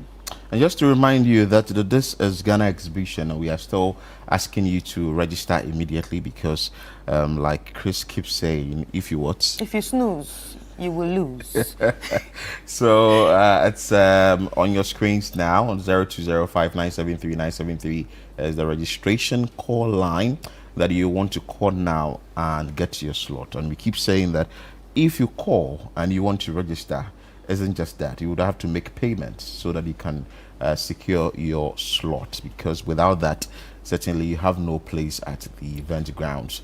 But if you make the payment, you are in for good, and we can have a very good time on the 6th and 7th of September 2025. And when we say September, it's not far from now, just close to us. Next month is the month of September, so you would want to take the bull by its horn and make that bold decision and be part of this all-important event. Just for the venue this time round, we are doing it at the Ifwa Sutherland Park in the Greater Accra region, because we've actually been doing it at the AME forecourt. But this time around, we want a bigger space that you can have a lot more people and a lot more institutions, vendors, and all that you want to come around, so you can easily buy from them, and also for people to also exhibit their produce and their wares. So it's happening at the Ifwa Sutherland Park. If you do not know the place, it's just opposite the National Theatre and close to the Kempinski Hotel. It's just free entry for people who would come in there and purchase from you, and also to build some sort of networking and all that. Very important that you would want to be part of this event, because definitely if you are hiding somewhere, you are doing your business, this will be the best opportunity for you to come out and get your business exposed, so that people can also patronize your services or buy your produce. I want to say a very big thank you to our sponsors, MTN, Side Hustle, EcoBank, Built, and Trillium Companies. Yeah. And finally is the Channel One News app. If you do not have the news app, we keep saying that if you are not informed, then you do not really know what you are doing with your day-to-day or with your life, because you definitely have to be informed as you go about your day-to-day activities. And with that, we are helping you to easily get that information in your palm, on your phone. So visit the Google Play Store and download the Channel One News app, which is very important for us to also bring you the needed information. Today we will not be doing trends. Yes. Yeah. We are turning things around a bit today. You know, we like to keep it excited on the show. Bringing a very special man to have conversations with us here in studio. But you know what? Let's bring you this: the Trans-Africa Tourism and Unity Campaign. There's a short video for that. We'll bring you that video, and we'll bring the man himself in studio for us to have conversations around it. Enjoy. So we're going to drive through 39 African countries with a view to meeting with African leaders in these 39 countries and appealing to them to implement a visa-free policy that would be in the best interest of our people. A policy that would make sure that we are trading more amongst ourselves and our people are able to, travel freely without impediments or visa restrictions. And so we're going to start from Accra, Ghana, then to Togo, Benin, Nigeria, Cameroon, Equatorial Guinea, Gabon, Congo DR. Then we go to Angola, then Namibia, Botswana, South Africa, Lesotho, Eswatini, Mozambique, Zimbabwe, Zambia. Then we're doing Tanzania, Burundi, Rwanda, Kenya, Ethiopia. Then we'll come and do Central Africa, Chad, and Niger. Then, of course, we go to the north to do Algeria. And we do Morocco, and then Mauritania, Senegal, Gambia, Guinea, Guinea-Bissau, Sierra Leone, Liberia, the Ivory Coast, Burkina Faso, and then back home in Ghana. This is going to take us 163 days. That is 600 hours of driving, over 40,000 kilometers. And we're doing this to rekindle, the spirit of African unification, to make sure that we are encouraging our leaders to implement a visa-free policy now, and to get us to work in harmony and together for Africa's best interests. Success would mean African leaders agreeing that instead of 2063 as envisioned by the African Union, we do this maximum in the next 5 years.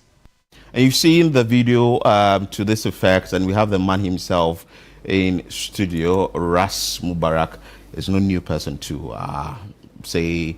politics, is no new person to media fraternity and all that. He's the former member of parliament for Kumbungu.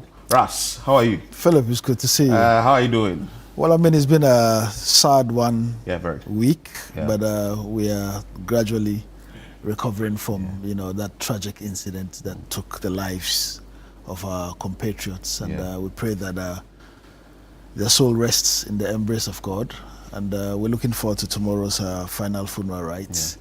It's a sad incident, and but I've said it time and again that the only befitting tribute and funeral we can give them is to completely uproot Galamsey. Yeah. And so I'm looking forward to next year, to 2 years from now, when we are commemorating the anniversary of their passing, we could look back and say they didn't die in vain. Yeah. And you've also been very vocal on issues regarding road crashes and all that. Maybe one of these days we'll bring you in studio for us. Absolutely. I mean, we are a nation that is not paying attention to the carnage on our roads. Yeah. If you look at the last year, 2,000 people lost their lives, and that's a lot of people. If you look at the years 2020, 21, 22, COVID took away tragically not more than 1,500 people in 2 years. Yet you have a situation where road accidents is killing more and more of your citizens. So I want to see a lot of impetus. There's a lot of indiscipline, you know, on our roads, and I'm hoping that all of us could work together to make sure that we reduce the carnage on Ghana's roads. These are lives that are precious, and their husbands, wives, children, etc., who are, you know, dying on a daily basis, and it shouldn't be the case. Recently, Finland, you know, achieved the status of having accident-free for an entire year. So nobody died through road accident in an entire year. And I'm saying the Finnish are no better than us. If you cut through their skin, it is red blood that comes out. You know, if you cut through our skin, it's red blood that will come out. And so if they can do it, we can do it. Ghana has what it takes to Ghana can do it too. Okay, Ras, let's talk about the reason why we are here, the Trans-Africa Tourism and Unity Campaign. First, I will ask you, what is this campaign about?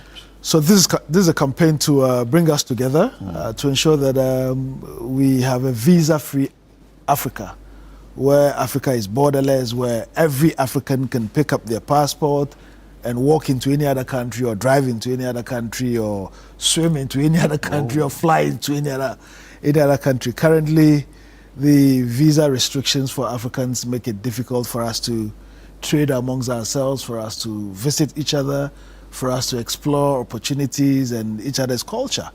And in 1961, when Kwame Nkrumah, Modibo Keita, you know, King Mohammed and others envisioned an Africa where, you know, 1.4 billion people today can travel freely, that vision has to be rekindled, you know. And for me and for our team, if we really want to keep our young people busy, if we want to create more jobs, if we want to spur growth in our economies, then we should keep a borderless Africa where we are trading a lot more amongst ourselves.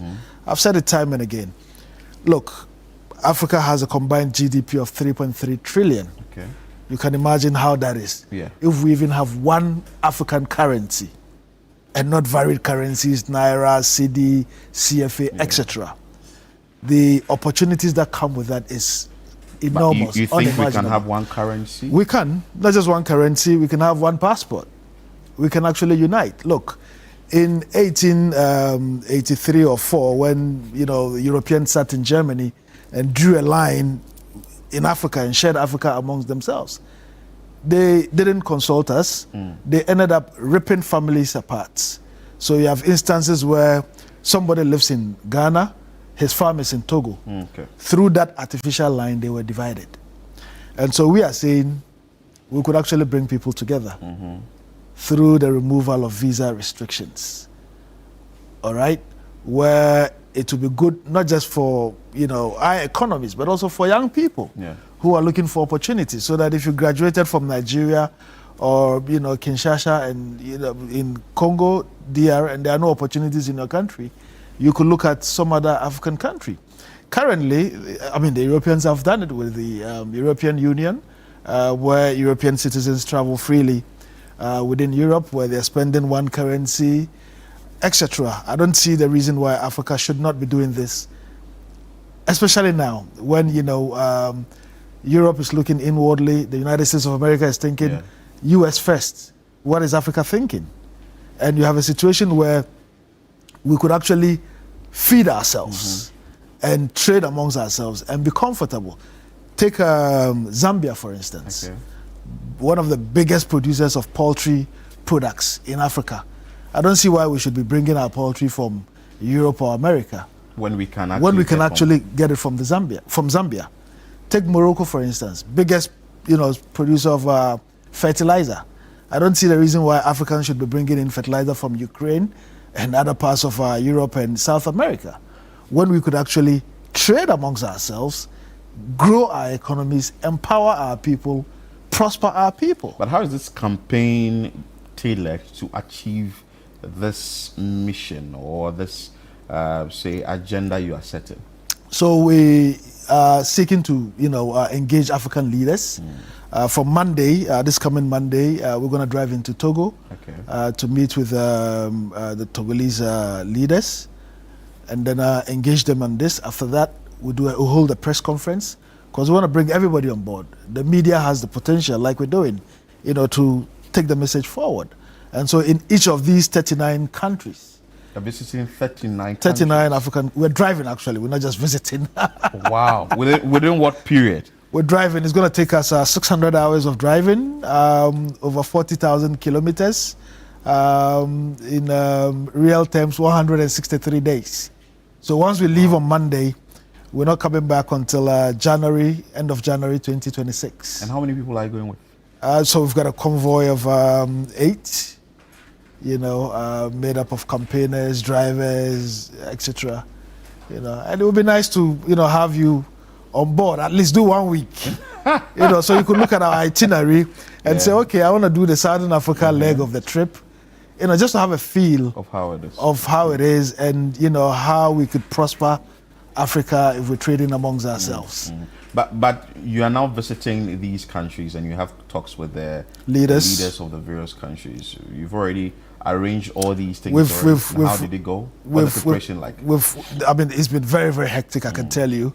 So this program is endorsed by the by the government of Ghana through the Ministry of Foreign Affairs. So they have facilitated, some meetings for us in all of these countries, and we've been engaging our high commissioners and ambassadors posted to other African countries. We've been engaging officials from African countries resident here. So it's been very hectic planning all of these things, hotels, fuel, engaging the media, etc. But it's also been very revealing. Currently, we are facing challenges with visas to Botswana, for instance. And it's easier for a West African to get a Schengen visa or to get a US visa than to get a visa to Botswana. Why? That is how outrageous, the whole system of opening Africa has become. And for me, this campaign couldn't have come at a better time, than now, when, more and more young people within Africa are looking for opportunities. And it has become extremely crucial, for us to awaken, to jade our leaders from their slumber and tell them that, look, the young people in Africa cannot wait till 2063, because the African Union has an agenda that by 2063, Africa should be borderless, which is 40 years from now. Philip, I don't know where you would be 40 years. Well, you're fairly young, but 40 years from now, I'll be inching to 90. Oh, wow, interesting. And imagine what this is for a young man who finishes UDS or Legon or Tech or GIJ or, Accra Technical University, wanting an opportunity. They don't have 40 years to wait. And so, and I sincerely believe that this can be done in 5 years. I mean, Kenya has done it, Rwanda has done it, Madagascar is doing it. They've completely opened their borders. Africans can come in, pick up your passport, and you are in their countries. Look at the tourism revenue. I mean, we're not traveling within Africa because we've been brainwashed into thinking that there's nothing good in Africa. And that if you really want to see what's happening, then you need to be in Paris or US or UK, etc. That is a farce. That is a myth. There's a lot that Africa has to show the world, and the sooner we began, not just trading but also touring intra-Africa, the better for our economies. I mean, I keep saying that the Dogombes have a saying that Nesara Tatala Yanga Kanai Sambani. To it, if you have alms to give, if you have charity to give, you give it from relatives and family members who are in need before you take it outside. If we're seeking to trade, let's look at intra-Africa trade. All right? What can we do as Africans to grow our economies, to prosper our people? And one of the major things is to open our borders and to trade amongst ourselves and to even showcase our cultures. Africa is so beautiful with diverse and rich cultures that many people don't even get to see this because we are told nothing good comes from Africa. And the African has been brainwashed into thinking that, look, an African cannot come to country A or country B on holiday. It is Europeans. And so you have some of these countries. Take Zambia, for instance. And a European can just pick their passport and they're in Zambia. They pick their passport, visa on arrival, they are in Ghana. It's difficult for other Africans to do that. Yeah.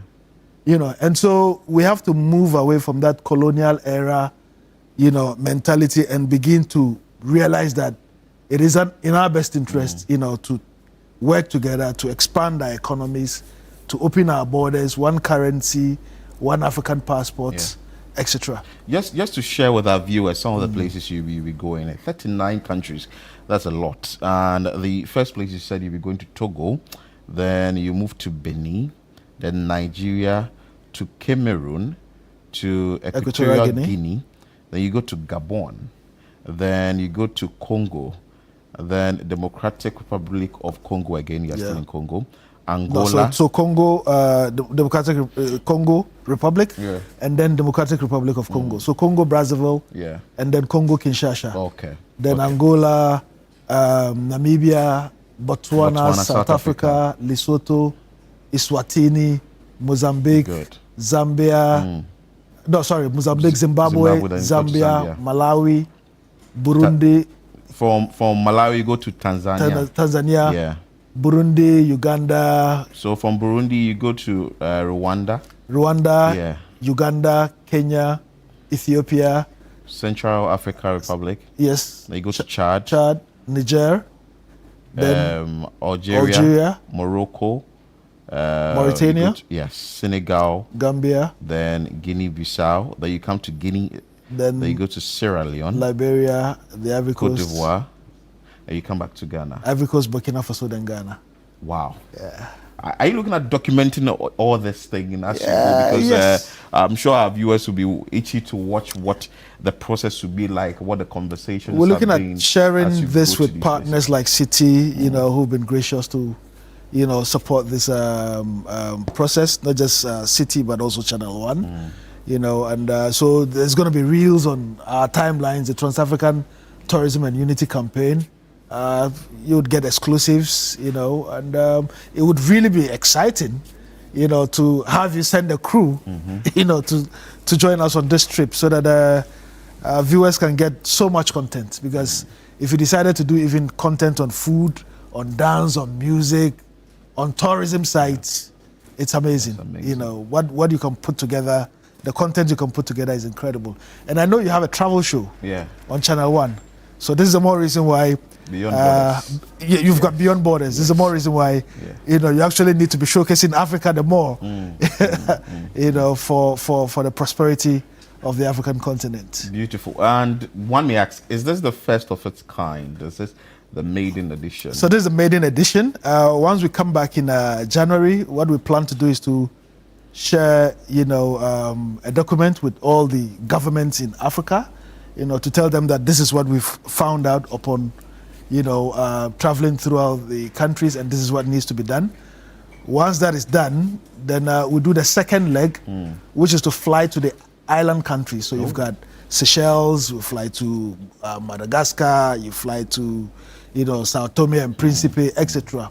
You know, because they're also part of Africa. And once all of that is done, sometime in March of next year, then we can begin thinking about a carnival of, you know, a Pan-African carnival, where a country can decide to host it, and then we showcase Africa's culture, including music, food, etc., where countries can actually compete. Who's got the best jollof? Who's got the best dance? Of course, Ghana will win. Who's got, you know, the best dressed young men and young women? Who's got the best, you know, hairstyle, etc. As a way of exciting our young people, because the young people are brimming with a lot of talent and innovation and creativity. And we need to tap into that to harness their energies, you know, for the prosperity of our great African country. Look, Philip, I've traveled to 85 countries around the world. Wow. I know, given the places I've been to, that Africa has what it takes to prosper. And it's a question of leadership.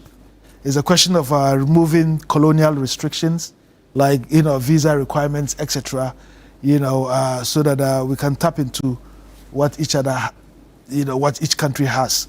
Take the population of Lagos, for instance. 31 million people just in one city in Nigeria. You can imagine if Ghana decided to feed Lagos with sorghum or maize or corn or yam. You can imagine the economic potential.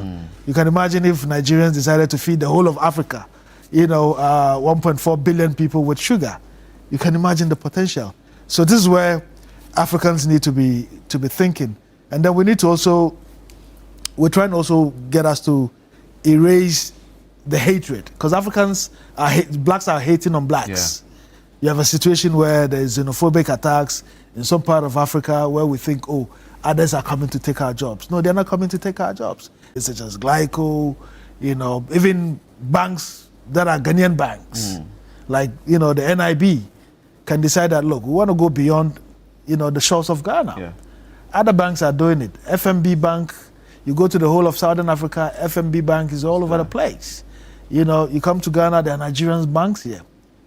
In that spirit, we should be able to get our banks to invest in other countries. Currently, we're not doing that. So we're missing out on an opportunity to expand and grow and employ, a lot more people. But the potential for Africa is enormous. I've seen Singapore. Singapore got its independence 2 years and 3 months after Ghana got her independence. Today, Singapore is 70 years ahead of Ghana. Wow. If we were to catch up with Singapore, that's how long it's going to take us. If Singapore were to stop developing today, so you have to take us 70 years. 70 years to catch up. Into. If we're developing at this pace, then it's going to take us 70 years. But I keep saying that if the Singaporeans have done it, if the Malaysians are doing it, we can do it here in Ghana. If Europe has come out of the doldrums, and all the difficulties that Europe have had to face, and united and create a seamless means of travel for its people, then Africans have no business. Well, I see this tax to be a very huge tax. Don't you think so? Well, but it's work that has to be done. Yeah. In 1961, when 5 African leaders met in Casablanca, they were not daunted. They were not frightened by the enormity of the task. And today, I say proudly that as a disciple of Kwame Nkrumah, if that job was not done in 1961, then our generation, especially, has a duty. To get that job of uniting Africa, of making, Africa prosper and grow done. And so we are happy by the support we're receiving from Ghana. Ghana has always been at the forefront of the Pan-African movement, and we can't thank the government enough for the support and can't thank City enough for the support. We want Ghanaian businesses to go into other African countries and be able to prosper and grow. And it's okay for others to come into our country and run their businesses, and if we have that kind of mindset, Africa is a place to be. What's out there in Europe or North America? It's cold, as you may be aware, and pretty much all the time of the year, you don't even have good weather. In a place like UK, if you go to the north of the UK, in Glasgow or the whole of Scotland, it's raining all the time. And you wouldn't be able to socialize that like the way we do. Like when it's winter, who wants to even talk to you? Because everyone wants to go home. They are freezing. So we've got the weather, we've got arable land, we've got the youth who are energetic, who are creative, and we've got the natural resources. So Africa has no business not to succeed. We've got no business not to actually be a leader in aviation, in new technology, in banking, in broadcasting, etc. And I am very motivated by the fact that it is possible here in Africa. And looking at this being the maiden edition, are there plans that definitely this is going to succeed? So after this, what next? So after this, like I indicated, we write reports to the various African heads of government, and then we fly to the island countries in Africa, Madagascar, Sao Tome and Principe, etc. After that, then we hold an annual, Pan-African event where Africans can showcase their talent, where, Africans can showcase their wares. It could even be new technology as a way of encouraging Africans to compete, because competition creates innovation, So that's what we're going to do. If we had a way of doing this, it could have been the Mansa Musa kind of caravan. And I don't know whether you remember your history lessons, once upon a time when, Mansa Musa was king in Mali, travel with a long convoy on, horses and on foot. But if we're going to do this on foot, it's going to take a long time. But eventually, we may have to do something like what CTFM is doing, which is a Heritage Month, Heritage Caravan. Say we want to do a Heritage Caravan of West Africa. Yeah. I was about asking that of East Africa, with this that of you are Southern going Africa. to 39 countries. There may be somebody watching, somebody sitting somewhere. Oh, I wish to be part of this trip. I want to be part of this adventure and all that. I was about asking that how do you now rope in people to now buy into the idea that I visit a particular African country, get to learn their culture, that is actually going to also influence the kind of things I do as a Ghanaian, a Nigerian, or someone, a South African. So because this is a maiden edition, we want this to get done. We also want this to get approved by African leaders. Because look, visa fees alone for a team of 8 persons, you know how much? How much? Almost $14,000. Oh, in visa 8 people. 8 people in visa fees alone. I mean, you've got people charging as much as $25. Equatorial Guinea, that's how much we paid. I said $25, $250. $50. Do the conversion in Ghana cities alone. If you've got 8 people, $250 alone, that is a lot. There are embassies who've paid 2,000 Ghana cities for visa fees, and it's cheaper to travel to Europe than to travel within Africa. And it's a bit outrageous that as one people who were divided by colonial borders would make it so difficult for our people to travel within this beautiful continent to explore. So, as you may be aware also, Philip, last year Ghana, decided to open up our country for all Africans to come in. But the implementation is gradual, and I'm sure it's going to take about 24 months, 12 to 24 months to fully implement it. This is the Africa we want to see. This is the Africa that the youth, the teenagers of Africa want to see. They pick up their passports and they have access to 54 countries in Africa. This is the only way we can prosper Africa. This is the only way we can spur growth, and create jobs for our people within this great continent. Right, you have said it all. So this event, that is a Trans-Africa Tourism and Unity Campaign, is scheduled to commence on August 18, which is next Monday. Which is coming Monday. Okay, and conclude on December 17, 2025. And this is a 120. It's concluding actually in January 27. 27th January 2026. Oh, 2026. Yes. 2026. So that's 426 days. Yes. Okay. 163 rather. Yeah.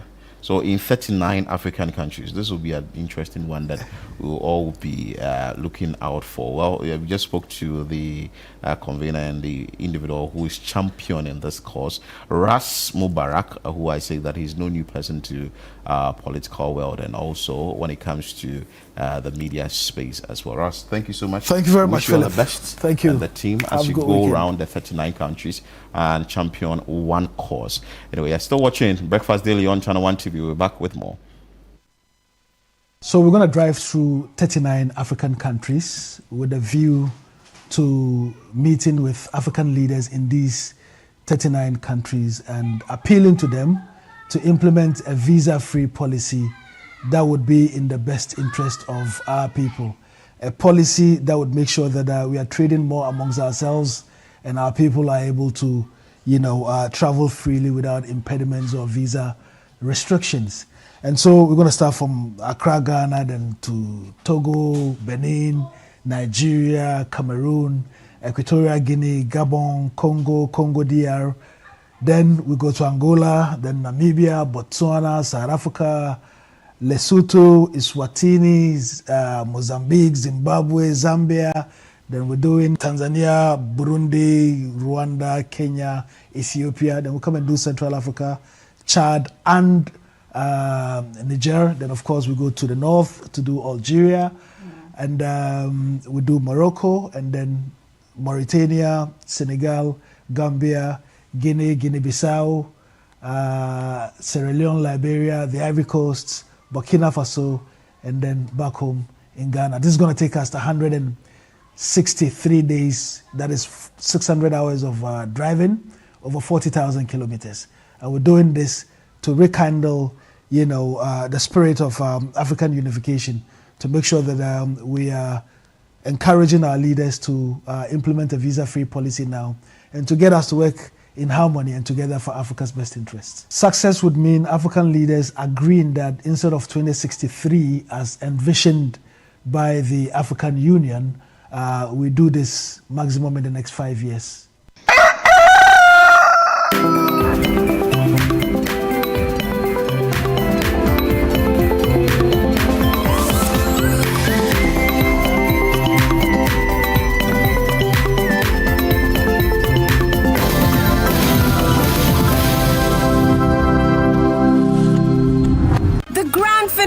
Of the Literacy Challenge 2025 is here! Congratulations to our top 10 finalists. But the big question is, who out of our top 10 wins the ultimate prize of 10,000 Ghana cedis, the Glitzy Trophy, and the bragging rights as the Literacy Challenge winner for 2025? Support your favorite student, support your school, and let's promote literacy in Ghana. Tune in live to Channel One TV for the grand finale on Saturday, 16th August 2025. Venue, Alisa Hotel Ridge, Accra. Time, 1 o'clock p.m. Call 0205-973-973 for more details. The Literacy Challenge 2025, powered by 97.3 City FM, supported by Channel One TV, and sponsored by Belmu and GB Assessment.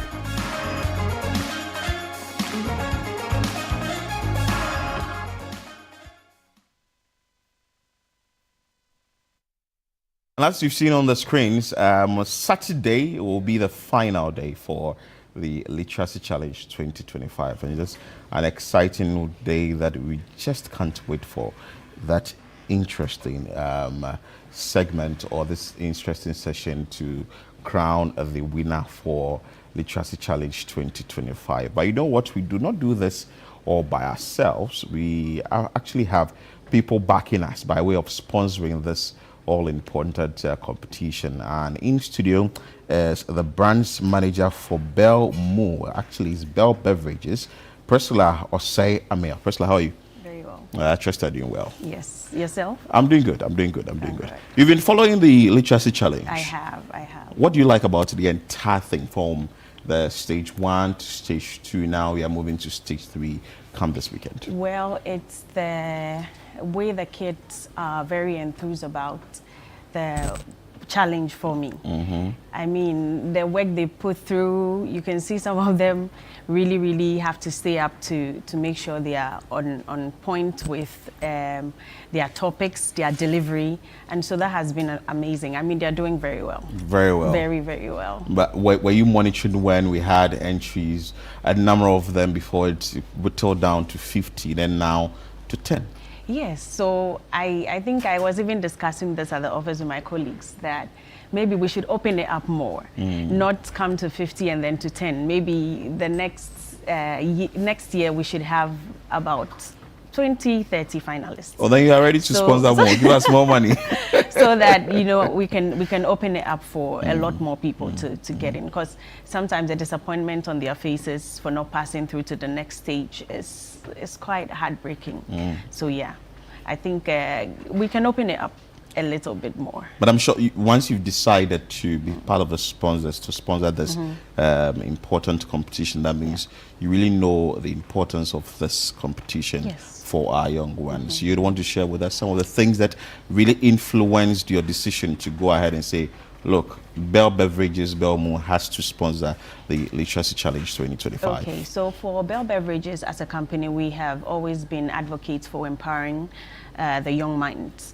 And I believe that the Literacy Challenge, Belmu as a brand shares in the same value as the Literacy Challenge. I mean, nurturing the minds, making sure that their minds are sharp, and they are, I mean, doing things that will help them to make good choices in life. So it has to do with literacy, it has to do with numeracy. So, I mean, just keeping them alert, it was one thing that we actually wanted to be on board as a brand. And Belmo shares in the values as same value as the Literacy Challenge, like I said. So we are building young minds. We are making sure that we provide enough Belmo to make them active, to make them, I mean, milk is good for growing kids, and so milk helps them to grow well, strong bones, and Belmo contains all the essential minerals and vitamins needed for a growing child. So yeah, we were excited to be on board. I really like your advert on radio, your Belmo advert on radio, and it really picks the minds of these kids when maybe they are listening, especially on the city breakfast news. The question is, are these children benefiting from these products? Are you bringing some to the ground? Yes. So all through the challenges, what we do is that we provide enough for our contestants free to keep them nutritious. I mean, I think I have to contest. You do have to to keep them up in their games. And for Saturday, the finals, we will be giving out again free samples to all the supporters that will be coming in to support their schools, their contestants, and also we are offering a whooping discount on sales. Oh, yes. So once you are part of the Literacy Challenge, you benefit from the discounts. Oh, beautiful. Yes. At what point did Bell Beverages decide to add Belmo to its collection or to its? Okay, so as part of our expanding the preference consumers bring in, we decided to go into Belmo to also provide healthier options for kids and then for anyone who wants to be health conscious. Yeah, and so this is a fresh milk product. It's purely fresh milk, nutritious. It has calcium, minerals, vitamins, protein that is good for growing children, not only growing children but also adults. You can incorporate it in your breakfasts, in your smoothies, and then also as a snack. Oh, you can take it like that? Yeah, you can take it like that. And we have 3 flavors. We have the chocolate, the banana, and the strawberry. And it's a 225 ml pouch, like there. I think it's on the screen. Yeah. But aside this, you don't have a bigger one, or you don't have. So in future we may dive into that, but for now we have the 225. Very cute to fit your school bags, your lunch boxes. So yeah, you can even bring it in as breakfast. How is it faring on the market? Very well, very well. I mean, it has been amazing. The kids are loving it because you know we have 3 flavors. So is the preference you like? Then you go for, we have banana, we have chocolate, strawberry. So yeah, that's what we have for now. But in future, we may consider putting it in big pouches. Now you've done 3 flavors. Yes. I'm sure that you'll be looking at doing more flavors. Well, as the demands come in. So once the consumers are demanding for it, yeah. But we still have plans to expand our flavor. So the parents out there and also the contestants, be looking out for the discount on that D-Day. Yes. And make sure that when you come, you get enough money in your pocket to carry packs of Belmo yes, home. Yes. And you do have a chance to taste all 3 flavors before you make your decision. You can also carry all 3. You can carry what? All 3 flavors. We are for it. Yeah. So you taste whichever one you prefer. But the sampling is free. It's going to be a fun sampling, so it's free. There's no payment for the sampling. So you taste whichever one you prefer, then you get your discount and you make your purchase. I asked how it's faring in the market, and you said positively. And I want to find out from you, so which places can individuals go and get this product easily? Okay, so it's available on the market. We have the hypermarkets, the supermarkets, the marts, the malls, the shops by your house. They all do have. We have supplied, in fact, the entire nation. So anywhere you go to, just ask for Belmo and then you'll be giving. So everywhere you go, you can get some. Supermarkets, shops, malls, everywhere.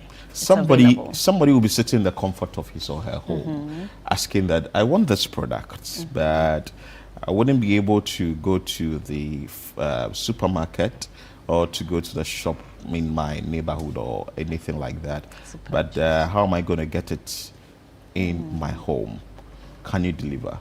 Yes, we do deliver, but we do have corporate people that do deliver aside the shops. But from the comfort of your home, you would have to contact us on our customer care line, and then we talk about that. You want to put a care line on? Reason why I'm saying that, maybe you don't have the care line here right now, but maybe you'd want to share with us later and we can put it on.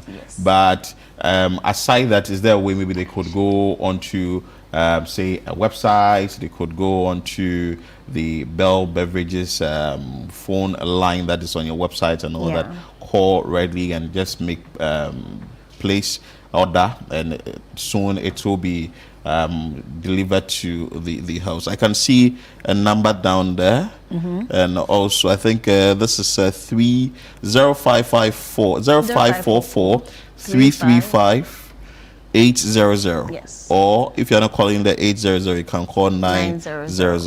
And there is an email there. info@blowgroup.com. Okay. So you can actually purchase it from these people and get it. Yes, this is the only authentic line.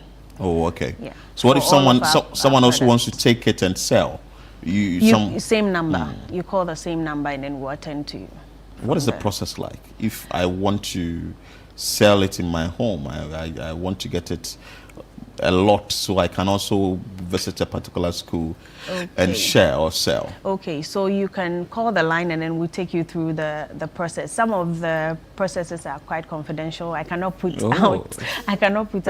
But you need a business registration to be on board. Okay. So yes, you have to come with the business registration. Then we put you through the process, register you, and then we take it from there. Like Oliver Twist, we'll still be asking for more. Are you going to sponsor again? And what will go into the decision to say that, this time around we are done with the 2025 edition, 2026 edition, Channel One TV is already signed and sealed. We are sponsoring for the next one.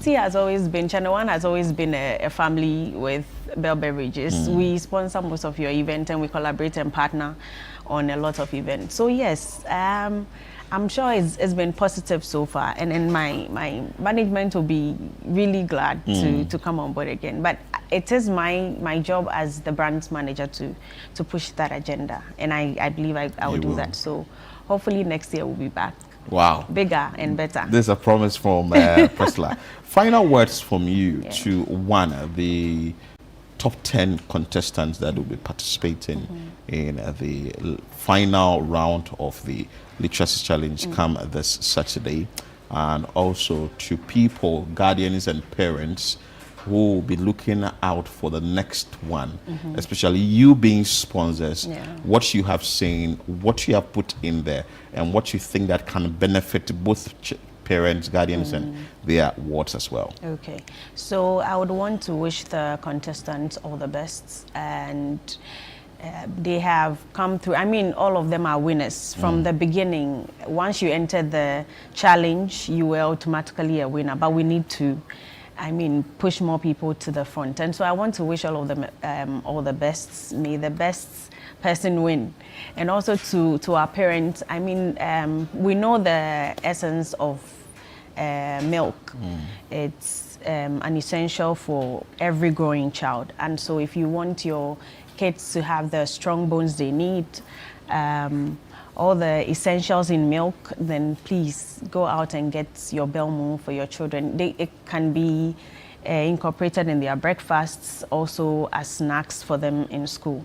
Now for the next phase for us as a brand, we already embarked on a school initiative program where we go out to schools to give them some of our products, sample them, and then open it up for anyone who is interested in purchasing. We also support them in, I think we sponsored most schools in their graduation just before they went on vacation.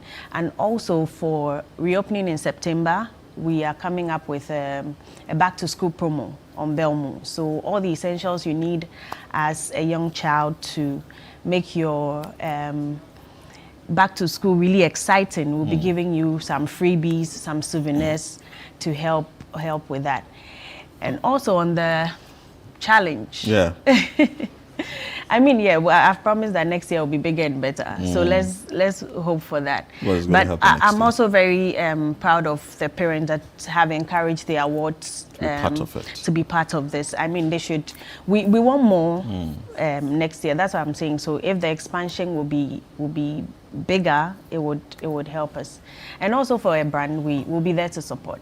Beautiful. So that is Priscilla Osei Ameya, the branch manager for Belmu. That's Bell Beverages. Thank you so much for your time, and we'll always be looking forward to get more support from you, and also as you can also help the general public. Like she has indicated, the level 3 for the literacy challenge will be coming to an end this Saturday, 16th August 2025 at the Alisa Hotel. And it will be live on Channel 1 TV at 1 p.m. So make sure that you are glued to your TV set, and as well, make sure that you get your water there early if you're a parent or a guardian. You're still watching Channel 1 TV, Breakfast Daily here. We'll be back with more.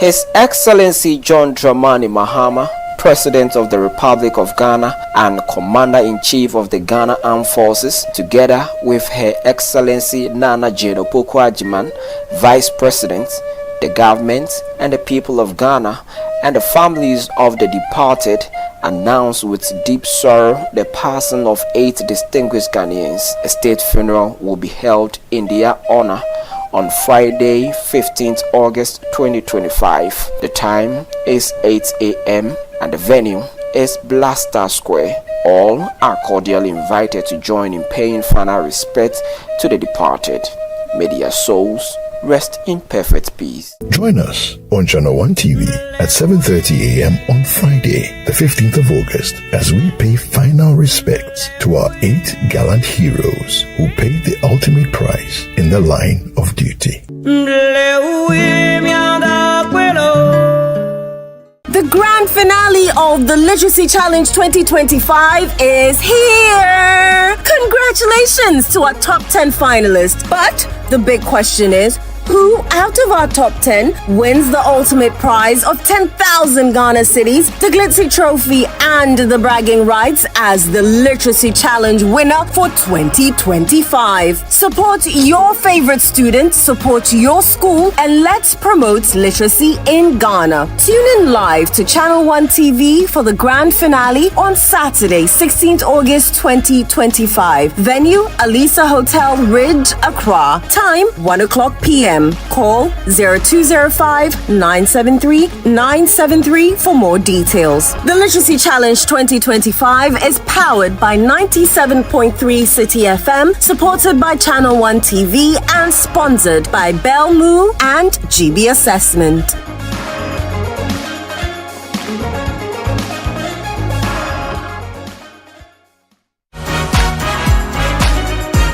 On the Upside Down Show this week, we present to you the bold, vibrant, and brilliant Anita Esking. Expect nothing short of real talk, raw truths, and revelations. We always need that one opportunity to sprout, and she, like any other, isn't an exception. Ghana made me, she said. My career started here. Here in Ghana. Right. Ghana is my foundation, 150%. Great. Home is what built me. Oh, wow. Yes, Ghana is what built me. If you see Anita and who Anita is today, it's because Ghana built me. Yeah, 100%. Thanks to the land. You know? Right. So love you, Canada, but Ghana built me. And even though she's perceived as a superwoman, she's had to make tough decisions at some point. I had to take 2 steps back away from my career.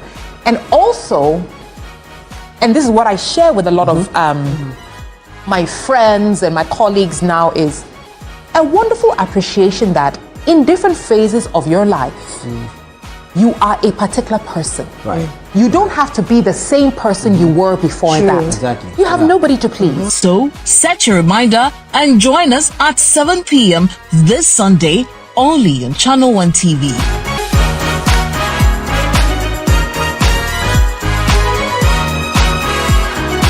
In a world filled with challenges, we all need guidance, hope, and a lifeline to anchor us. This is Lifeline, and I'm your host, Fred Crunchy Mensa.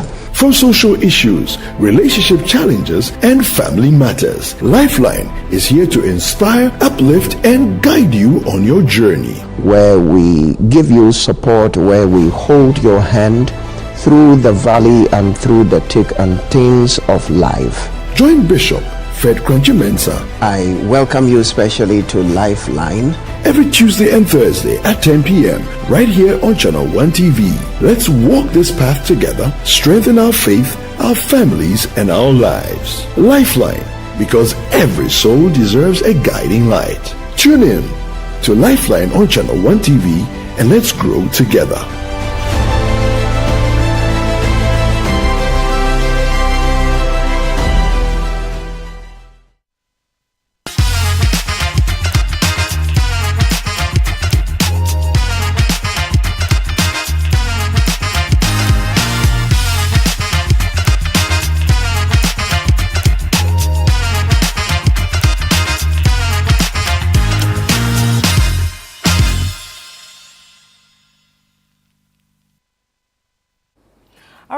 Good morning. You are welcome to a brand new episode of Doctor in the House. And I'm sure you're excited about it. I'm also excited about it because this is the only show where we get to talk about medical issues and find solutions to all of them, and even broaden our knowledge when it comes to the issues of, our body and how some things affect us, and also how we can heal ourselves from it, and also how we can also move forward from all these problems. Now, today we are going to be talking about something that is very common to a lot of us. We have heard it before, especially if you've had reoccurring sore throats or even breathing difficulties.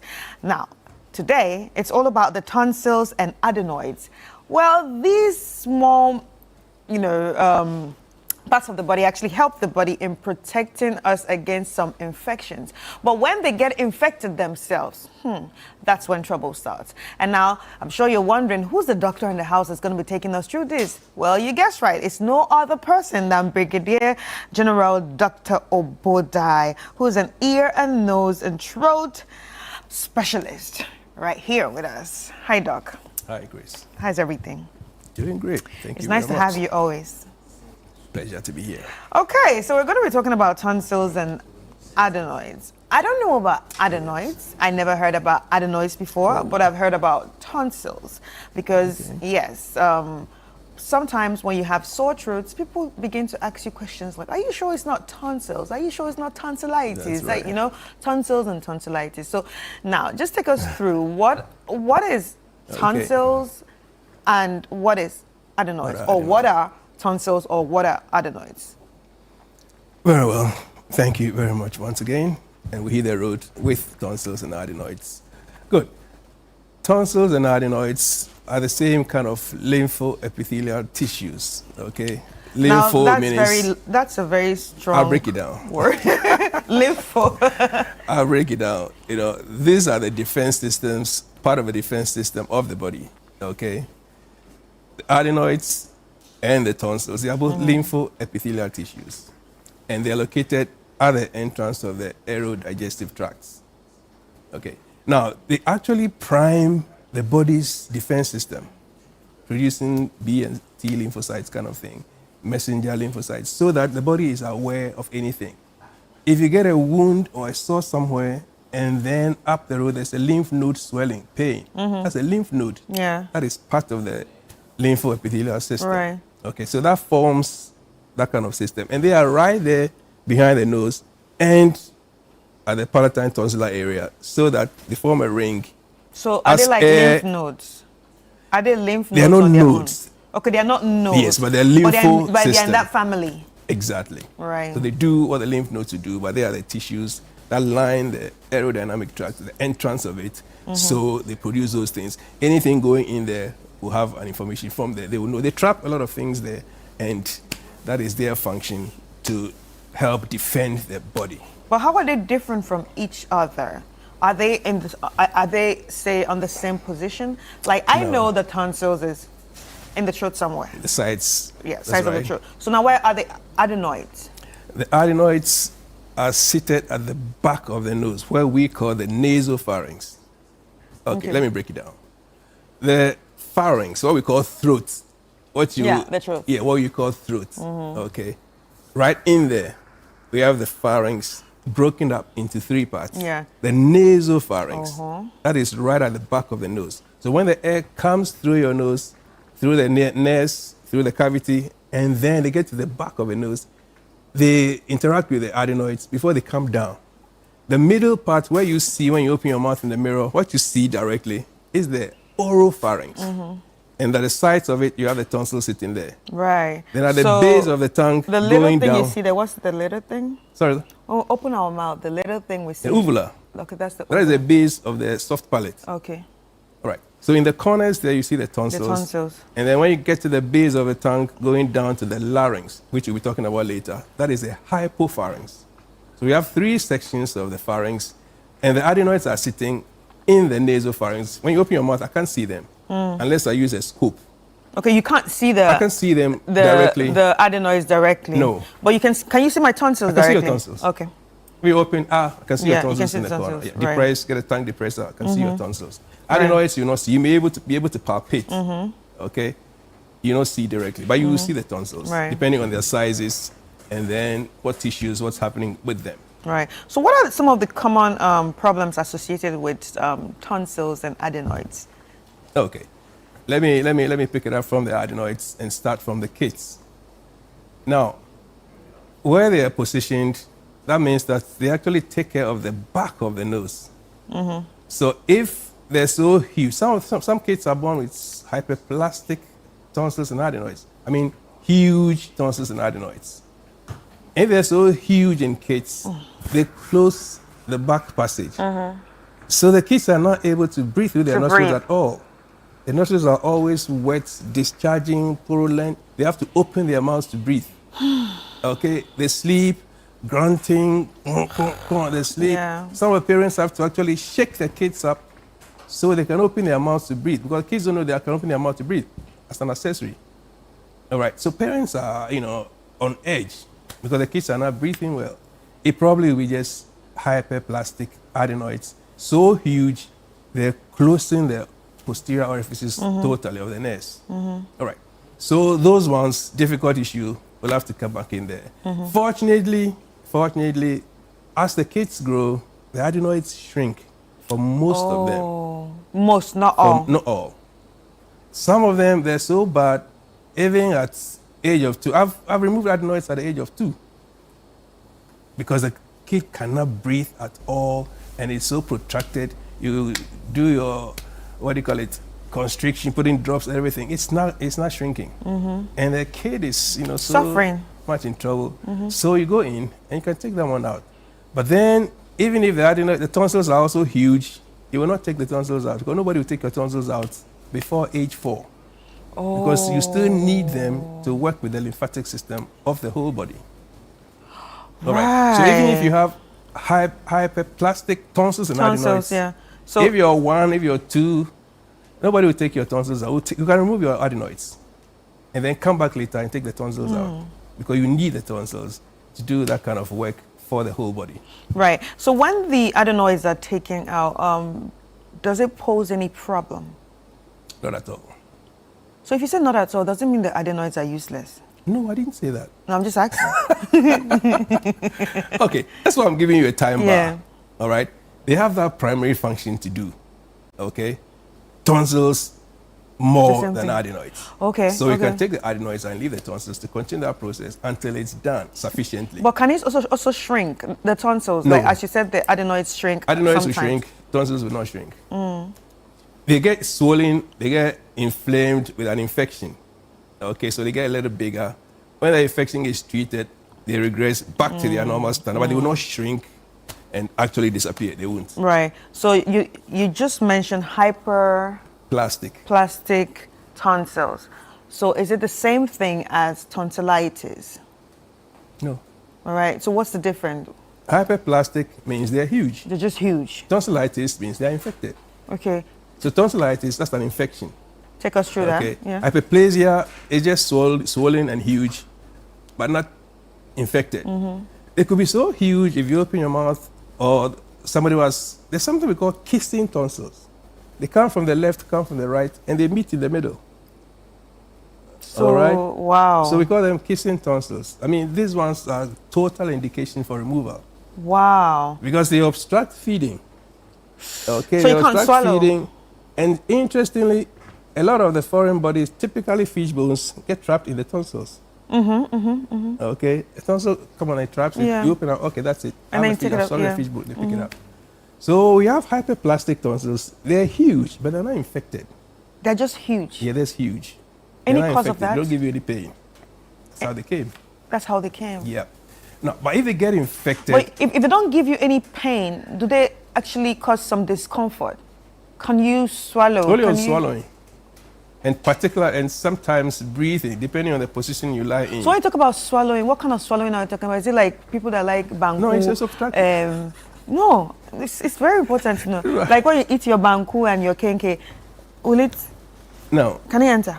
it can, but with difficulty. That's where the resistance comes in. Now, take it that your tonsils are so normal Yeah. sizes. So you have the oropharynx open and free. Yeah, so you can see everything. Good. But if you have these tonsils sitting there, they are an obstruction. So if you're swallowing, you have to swallow with more, Energy. more air to push it across. So that gives some resistance. Not pain, discomfort. Not pain, just Yeah, discomfort. because the food is going to go against the obstacles that are sitting there. Okay, so you swallow all right, some difficulty, but then it goes down. But then if they're so huge and you're a kind of patient that lies or personalized on your back, Yeah. when you lie down, they also fall back and cover the oropharynx as well to reduce the air entry further. So will that cause snoring? It may, Because it's large. and it's obstructing the air passage. So it gives you noisy breathing, snoring otherwise. Are these some of the things that parents should look out for? Maybe the way the child is breathing, the way the child is, acting during his or her sleep or normal day? Because I can quite remember I had a cousin that had runny nose every time and he grunts. Okay. But I don't think he knew this yet. Nobody He probably. was just a grunting kid, Yeah, like that kind of like a noise. small pig, Appreciated. That means that the air entry is obstructed. And adenoid does that because it's sitting right there, depending on its size. Okay, it sits right at the back of the nose. So the kid grunting, the nose is almost always wet. Yes, always running. Purulent discharge. Yeah. You can, you suck, you do all that. The nose is always wet. The child is not breathing well. When he sleeps, there's trouble. Yeah, because he's not able to breathe well. Mothers will have to make sure the kid's mouth is open so they can breathe as an accessory, route to breathe. So clearly, Through the if mouth. any parent sees this, the first thing they're supposed to do is actually go to the hospital. Get it immediately so that once we diagnose adenoid, we'll give you some time a little bit. We're not so keen on getting surgery done. So we'll give you some time a little bit, see how fast it will reduce in size, see how fast it will shrink. If I watch you for some 6 weeks, I watch you 8 weeks, get into 3 months, it's not shrinking. Hey, Right. let's go for it. Right. And give the kid a chance Yeah. to live, Yeah. breathe comfortably. So we'll do that. Right. So let's talk about tonsillitis. What actually causes tonsillitis? Because tonsillitis is one of the very common used words, especially when you Yeah. start having sore throats. Everybody just associates it to, oh, do you have tonsillitis? Have you taken your tonsils off? Very well. So tonsils, like I've described, they are sitting out there. Even though they are lymphatic tissues, they get infected themselves. Because the tonsil is like a foam. It has crypts, in there. If you squeeze it, some detritus and kind of organized pus and things can push out, okay, in the tonsil. All right. So when it gets infected, or got tonsillitis, acute tonsillitis, that will give you pain. You can't swallow. Yeah. You're drooling. Oh, You can't swallow. Yeah. Very follicular tonsillitis with exudates all over the place. I mean, you can't swallow. It's so difficult. I mean, solid. You may force and get some drinks or things down there, but it's difficult to swallow solids because the tonsil is so infected, it's so huge with all the kind of, what do you call it, exudates pushing out of it. So that's a chronic tonsil. It will give you pain, difficulty on swallowing, odinophagia and all that. Now it can become so chronic now that there's almost always exudates or pus in the tonsils. But fortunately, chronic tonsillitis will not give you pain. It's acute tonsillitis that will give you pain. Oh, okay. Now the difficulty now is nearly anybody who gets a sore throat thinks he has tonsillitis. Yes. Okay. But it may just be the back of the wall that is inflamed, which we call pharyngitis, acute or chronic pharyngitis, not tonsillitis. And people know that, okay, fine. People know that if you have tonsils repeatedly, it's important to get them removed. So they want to come to you, can I remove my tonsils? You want to find out, for what reason? You say, well, I have tonsils every time. Are you sure what you get is tonsillitis or pharyngitis? Because nobody wants to remove your tonsils for wrong reasons. Yeah. All right, so if you tell me I'm on antibiotics, I've gotten it done about 8 times this year, I want to find out, were they tonsillitis you were treating with antibiotics or pharyngitis? Out of the 7 or 8, maybe there was only 1 tonsillitis or none at all. Yeah. I have no real reason to go and remove your tonsils if you're getting pharyngitis. Yeah. I'm not going to remove it. Nobody will remove your pharynx. Your tonsils we can remove. Yeah. All right. So it's important to distinguish between what you have. And definitively, the doctor who sees your throat can tell you whether it's tonsillitis you have or pharyngitis. Right. And then advise the treatment for that. Yeah. Remember that we are still watching, you're still watching Doctor in the House, so feel free to send in your messages via the WhatsApp number on the screen, and then we can get to read it here. If you have any questions for the doctor concerning your tonsils or your adenoids, just ask us questions and he will get to answer it here. Now, Doc, another common thing, tonsil stones, the whitish thingy. Oh, Lord Jesus, those things. I've had it once and they are very unpleasant. What causes it? Because actually when I experienced it, I had to Google it and I saw that there are people that actually get more of it, like a lot, like it can actually cover up their whole tonsils. So what causes it? Yeah, like I just said earlier, the chronic tonsil has almost always has pus in there. Pus meaning the discharge you get from a boil kind of thing. Right. So you have it sitting in the tonsil. There are crypts. The tonsil, like I said, is like a foam kind of thing. So it has holes inside, kind of thing. So the pus stays in there for so long, it organizes, okay, and becomes solid. Oh, so those are the pus that is pus that is organized. That becomes stones. Yeah, it becomes so hard. It becomes what we call them tonsillar stones. It becomes so hard. So you can, and the tonsil is actually trying to push them out. That is how come once in a while you cough and then you see the particle in your mouth. It's white. Pushed from the throat. It's whitish, yellowish. Pushed from. Because the tonsil is working hard to push all those debris and unwanted things out of its system. Right. So that is how come it comes to the surface.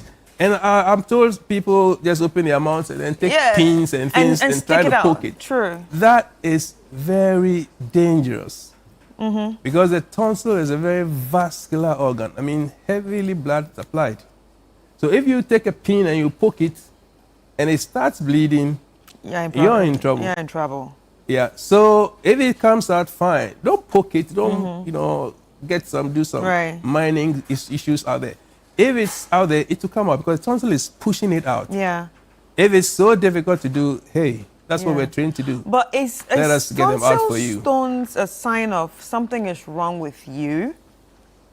No, you just have chronic tonsillitis. Nothing wrong with the whole system. The tonsil has grabbed the tissues. The pus is organized in there, and the tonsil is pushing it out. Yeah, so it's trying hard to push it out. There's nothing wrong with you at all.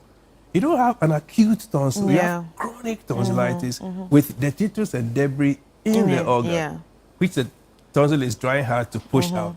So when it pushes that, comes into your mouth. If you've seen a particle or something like that, very offensive, I must say. Particle comes in, I cough it out, spit it out. End of story. That's it. Yeah. All right. But it's a chronic tonsil Yeah. that is giving rise to So those at particulate what materials. point is does surgery actually become necessary when it comes to your tonsils? Number one is for the hyperplasia. They're That's huge. the big one. Exactly. So that's an indication for that. And then chronic tonsillitis, like we just described. The issues, the times when you have, what do you call it, peritonsillar abscess. Okay, you get a swelling, usually one side. You get a swelling in about one side of it, just above the tonsils, a whole huge mass full of pus. Okay, that's a peritonsillar abscess. All right, so we can incise and drain it. Right. But that predisposes you to more problems with the tonsils. Right, So that's another right. indication to get your tonsils removed. Now, if you have one tonsil bigger than the other, it tells tales. So it's important to, one tonsil is so huge, Yeah. they should be symmetrical. But if you have asymmetrical tonsils, it's cost to remove them and get them checked so we know pathologically what's going on, whether it's the beginning of something or something, so we can take care of that. So when you say the beginning of something, does that mean that sometimes the tonsils can be like, let's say, an ambulance or a sign to, okay, there's something happening in your body? The tonsil itself can become cancerous. So if you take, that's what I mean by the asymmetry. One tonsil bigger than the other. It's the beginning of something. Let's find out what it is. So we take them out and go, let the pathologist check them out. Tonsils can become cancerous. Anybody, any part of the body can, not just tonsils. Another Easy. fear unlocked. Any part of the You have just body. unlocked another fear. I'm sorry. Doc, you know me. You know me and the way I think. Sorry about that. And now I'm like, okay, what's going on? Yeah, because you have Wow. situations where if you open the mouth, you see it in the mirror yourself, or the doctors examine you, it looks like left is bigger than right, massively. So do they feel it? Do you feel it? You can feel it. Okay. But if you open your mouth to examine, you can see it directly. Yeah. So So when you it's have big, I mean, asymmetrical- do you feel some sort of pain? Do you feel some sort of discomfort? Discomfort on swallowing. Okay. Okay. And if it's angina kind of thing, Vincent's, that one has become actually ulcerated tonsil. It becomes a wound. So you know definitely there's a problem. You can take it out and get it examined. Get the pathologist to examine. Let's see what's going on with the tissues in there. So that is one of those indications. But typically we're removing them because of hyperplasia and then because of chronic tonsillitis. Right, right. If you confirm that you have tonsillitis, you're on antibiotics 6, 7, 8 times in a year, that's enough. Right, right. Granting that they are tonsillitis and not confused with pharyngitis. Yeah. So you know exactly what you're dealing with. But you how know what you're common treating. are the cancers of the tonsils? Sorry? How common are they? Are they very common? Not very. Not very. Not very. Just to put you at peace. Yeah. Not very. May God protect us all in Jesus' name. Amen. Not very. Anyway, So we're removing we them have some typically, like I questions said. here. Sure. Hi, good morning, Doc. I have been experiencing tonsillitis since childhood, and finally I underwent tonsillectomy. Correct. Last year. However, I experienced throat inflammation earlier this year, and I'm wondering what that cost or what caused it. Please ask the experienced doctor. Some Again? throat inflammation earlier Okay, this year. okay. So she's just wondering what caused it. So please ask doctor for me. Doc. Yeah. So I'm asking you. So this is Ya from Accra. Very well.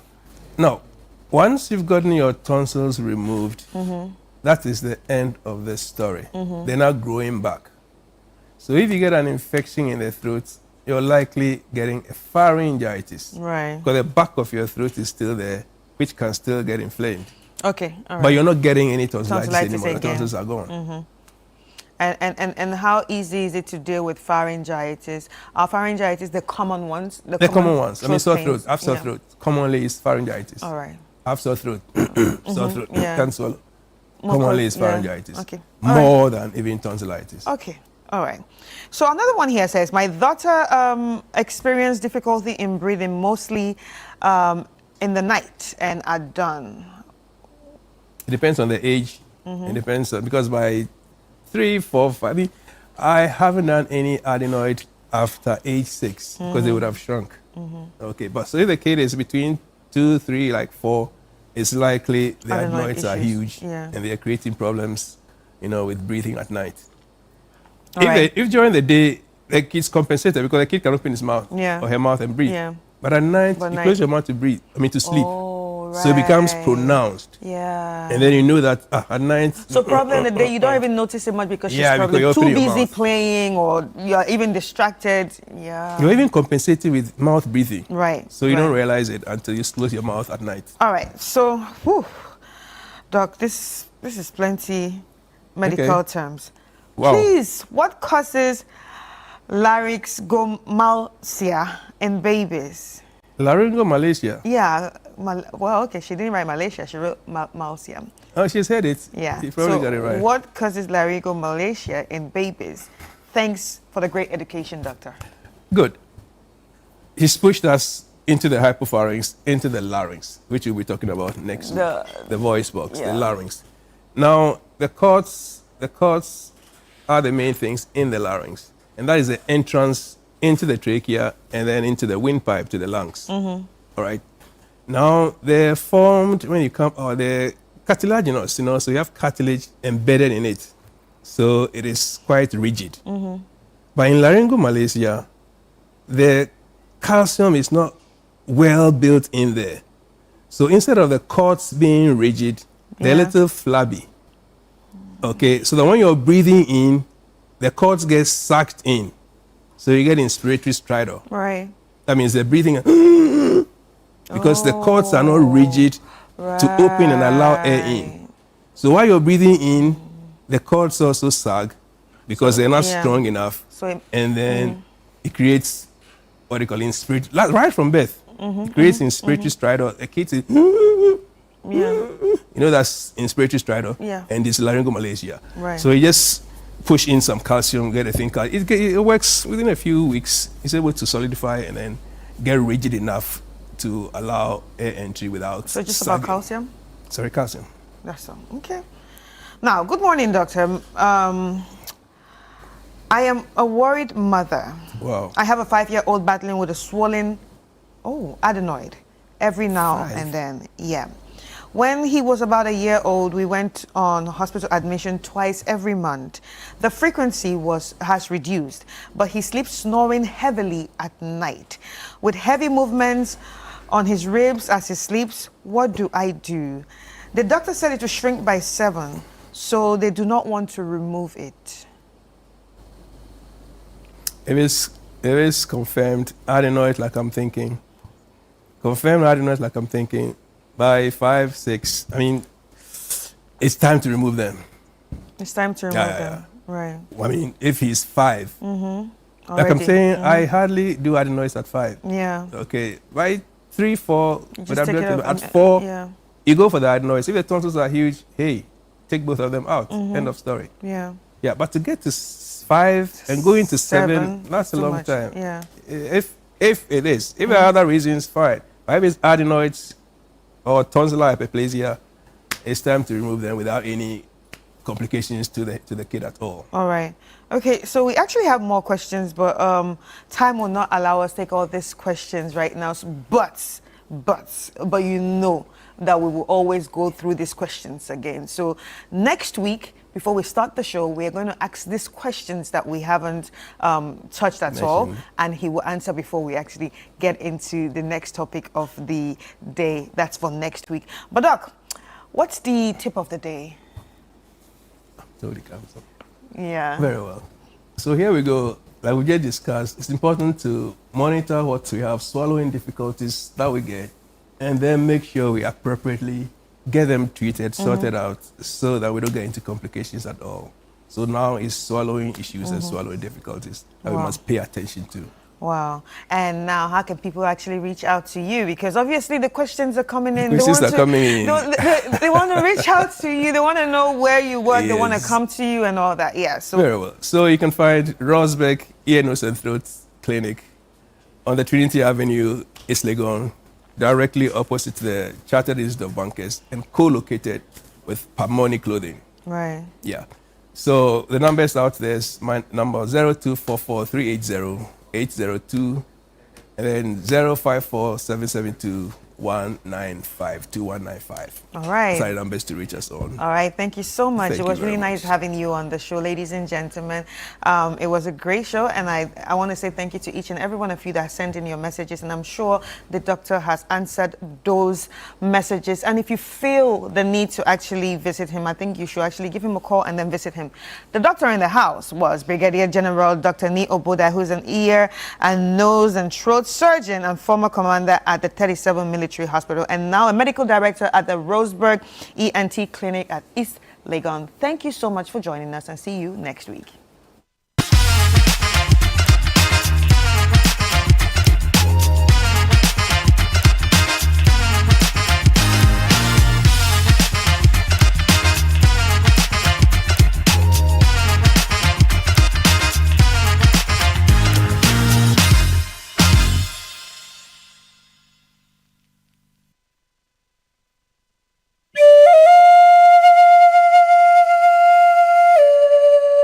His Excellency John Dramani Mahama, President of the Republic of Ghana and Commander-in-Chief of the Ghana Armed Forces, together with Her Excellency Nana Jane Opoku-Agyeman, Vice President, the government and the people of Ghana and the families of the departed, announced with deep sorrow the passing of 8 distinguished Ghanaians. A state funeral will be held in their honor on Friday, 15th August 2025. The time is 8 a.m. and the venue is Blaster Square. All are cordially invited to join in paying final respect to the departed. May their souls rest in perfect peace. Join us on Channel One TV at 7:30 a.m. on Friday, the 15th of August, as we pay final respects to our 8 gallant heroes who paid the ultimate price in the line of duty. Looking for a one-stop shopping destination for all things made in Ghana? Eager to experience a remarkable fair that showcases the richness, creativity, and innovation behind Ghanaian products and services? Then get ready for the This is Ghana Exhibition 2025. The This is Ghana Exhibition highlights the brilliance of Ghanaian entrepreneurs, artisans, and businesses who continue to shape the narrative of homegrown excellence. This is Ghana's biggest trade fair and exhibition, bringing together SMEs, startups, research and manufacturing sectors, indigenous corporate bodies, and local creatives in one exciting space. The This is Ghana Exhibition 2025. Come explore, engage, and be inspired by the businesses and brands that are redefining made in Ghana across every sector. The dates: Saturday the 6th and Sunday the 7th of September 2025. Time is 10 a.m. through to 5 p.m. each day. The venue is the A4 Sutherland Children's Park. For enquiries or participation details, call us on 0205-973-973. The This is Ghana Exhibition 2025 is powered by Channel One TV and 97.3 City FM and is proudly sponsored by MTN, EcoBank, and Side Hassle from EK Brand Consult.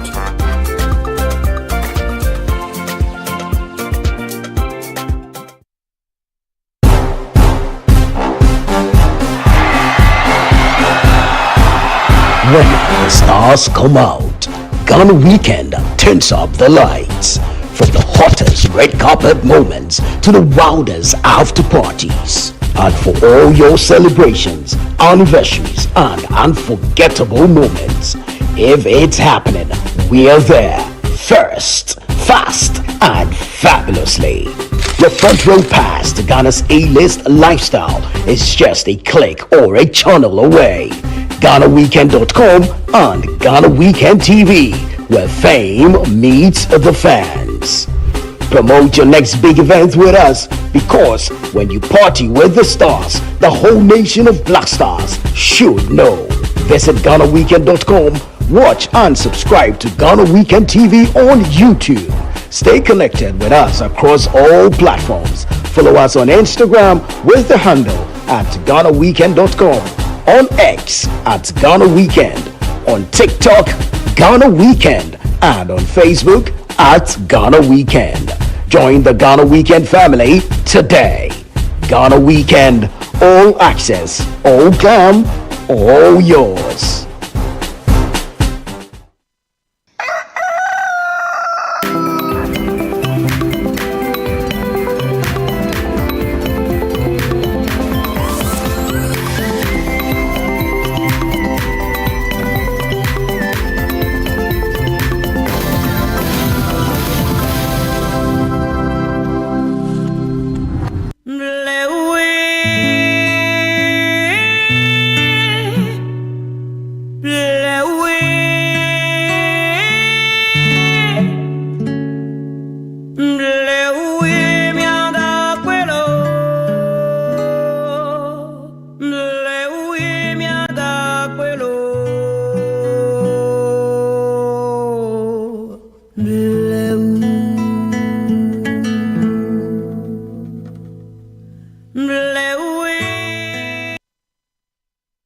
And of course, we are grateful that he stayed with us here on Channel One TV Breakfast Daily. And we are moving into other conversations on the show.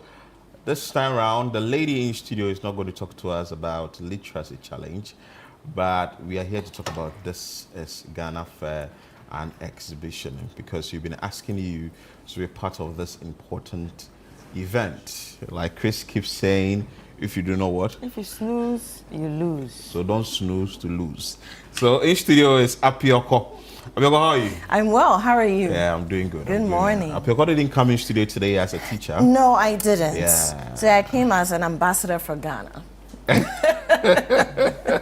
I came as an ambassador for Ghana today. Yeah. And you mentioned that this is Ghana Fair and Exhibition. Yeah. This is something that we started in 2019. And the idea was that, look, we have all sorts of fairs and exhibitions, right? But think about it. How many very large-scale companies that were born and grown in Ghana exist? We don't have many. Yeah. And if a company is going to scale up, the business experts will tell you that it needs to get to the point where you can at least get bigger markets. And often that means you're exporting. Yeah. So that's either exporting your goods or your services. And so this is Ghana Fair and Exhibition in a nutshell. It's just to showcase Ghana's export potential. Yeah. There are so many companies that are doing so well. They are manufacturing. They're doing a lot of things that the whole world, is potential for their market. But unfortunately, they don't have big marketing budgets. They don't have enough funding. And then, they are just not getting the kind of eyeballs they need and consumer engagement to be able to take them to the next level. And that's why the fair and the exhibition was born. So you realize over time, the two of you have been there. Yeah. People come to the exhibition, they see the stall. Oh, I didn't know this was in Ghana. Oh, wow, this is so great. Oh, wow, it's made in Ghana. Hey, Ghanaians are doing this. Oh, wow, this is happening in Ghana. Because people have lights that are hidden underneath tables. Right. And so that's why we're doing this, for starters. Wow, interesting. So normally people say that, okay, I'm waiting for last minute before I want to be part of the registration and eventually paying and all that. What are you here to tell them? Look, by now you should know City FM and Channel 1 TV. Sometimes when we say these things, oh, we're sold out, there's no more space, people think we are telling lies. And so they come there and they realize that, oh, it's true, there's not even space to walk. And that's what people need to pay attention to. I know there are some people who have made phone calls. They've called the magic number 0205 973 973. They've expressed their interest. But the stalls are not for free, unfortunately. We wish you could do that, but that's not the case. So your payment secures your spot. And at this point, we're looking at the 6th and 7th of September for this fair. You have less than a month to go, about 3 weeks or so. 3 weeks. Which means that by now, you should be wrapping up. Let me go back to teacher mode. Wrapping up your answers. Write your last answer on the answer paper. Dotting your I's and crossing your T's. Getting ready to stop work. Yeah. You should be doing that. And also, it helps us to plan.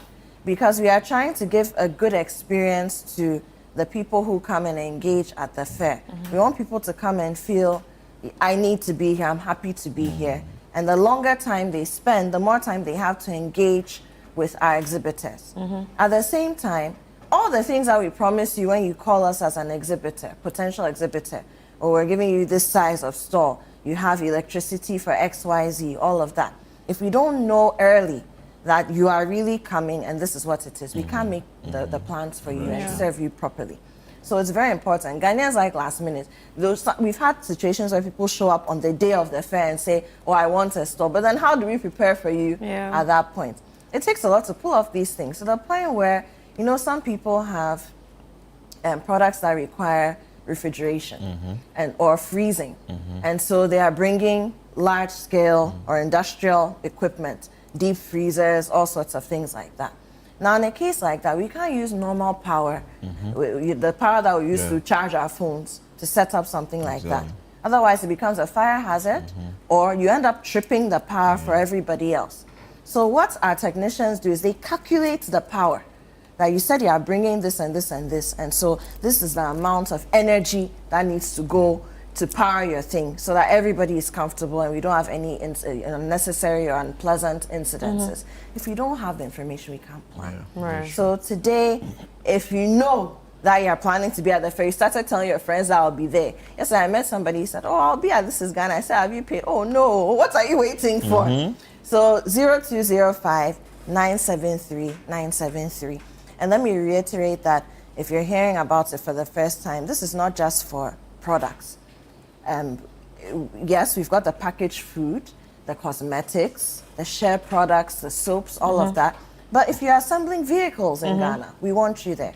If you're offering educational services that you think are revolutionary, we want you there.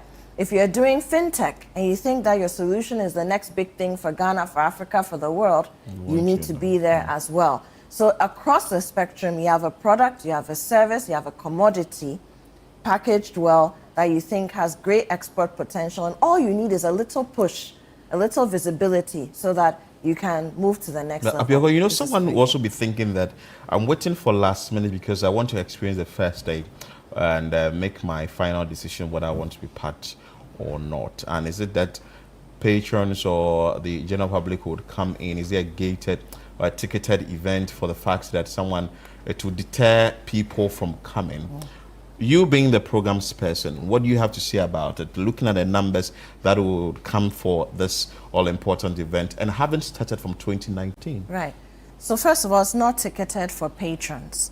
Like I said, you need to pay for your exhibition space if you want to exhibit your wares, your services, whatever it is, your business. But if you are coming to engage with the exhibitors, you don't pay anything. Free. So on the 6th and the 7th of September, you can walk to the Effa Sutherland Children's Park in Accra, enter for free. There's no gate fee. If you meet somebody, that person is not from City FM and Channel 1 TV, and you shouldn't pay them any money. Okay, so you don't pay anything. Now, when you enter, you get to experience it. Over the years, we've had no less across the 2 days than 30,000 people walking through. One of the reasons why I've had to move venues. You know, up until now, we started out at the Lisa, their big car park. We had to go beyond that. We went to the Accra Metropolitan Assembly. And then we've had patrons tell us, please, you have to move. Move away. Now we can't even walk. We can't, when we even want to see somebody across the aisle and we want to say hello, we have to wait for 5 minutes for people to walk past before we can go. So we are fixing that problem by moving to a bigger venue. And of course, we did the Agri Fair a couple of weeks ago. It worked there. So now we have proof of concept. Very soon, Black Star Square. Charlie, who knows? You know, who knows? In fact, many people have said, why don't you do it there? Do This Is Ghana, do the Back to Your Village Food Festival at the Black Star Square. But you see, poco a poco, bit by bit, few, kakra, kakra, then we move on. But yes, we have the bigger space now. And like I said, no, you don't need to pay to come and experience. But if you are worried as a potential exhibitor about the numbers, you have nothing to worry about because we have the track record. It's not that we are dreaming that we'll have 40,000, 30,000, 20,000 people there. It has happened. And we are not doing anything different in terms of how we are making the public get to know about what's the This is Ghana Fair and Yeah. Exhibition is about. If anything, we're doing more Yeah. than we have before. And then, don't forget, we have sponsors and partners from MTN to Side Hustle, EcoBank, Built Technologies, Trillium. All these people are also telling their constituency. And then you also have the exhibitors themselves who already trust the platform, who are also letting everybody know that come and meet me. So you put all of this together, you get the audience that you need. We got a beautiful one there. We call her Apioko in studio and in house because, but you call her what? Teacher Apioko. Madam Apioko. Madam Apioko. Chris. Apioko, thank you so much for your time. Madam And that Abs. is an amazing one. We are asking you to be part of the This is Ghana Fair and Exhibition. What is happening 6th and 7th September 2025. Please make sure that you register and you make payment. 0205973973 is the registration line. You're still live on Breakfast Daily on Channel 1 TV. We're back with more.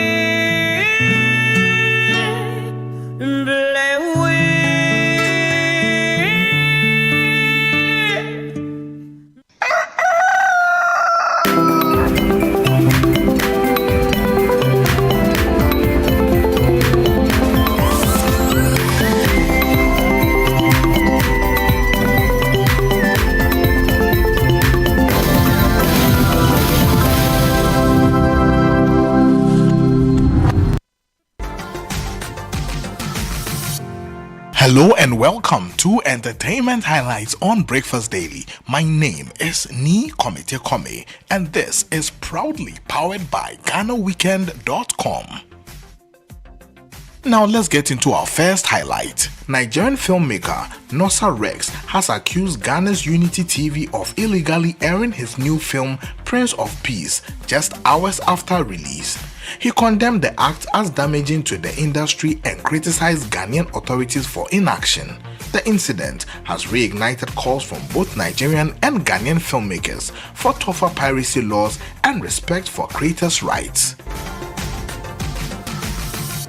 Now we still stay in Nigeria because Davido has opened up about how losing his son Ifeanyi in 2022 transformed his life. Speaking to NBC, he praised his and his wife's resilience, revealing they have since welcomed twins. They are grown, shouting everywhere, but for us to go through that and bounce back in a major way is something, he added. The singer said he is proud of how they overcame such a devastating loss.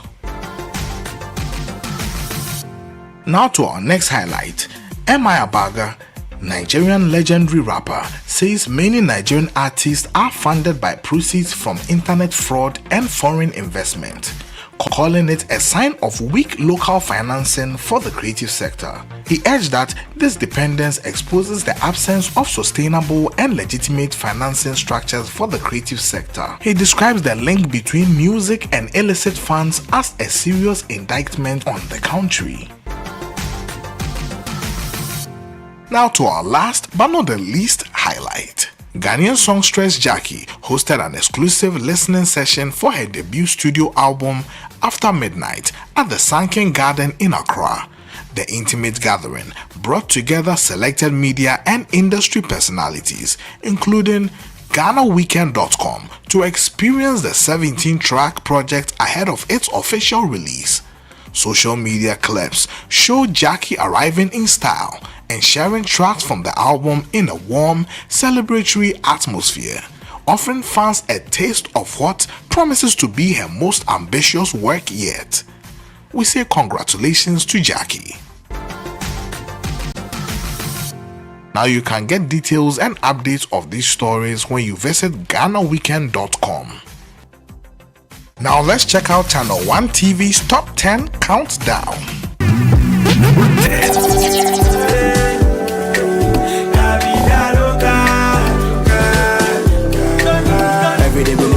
vida loca.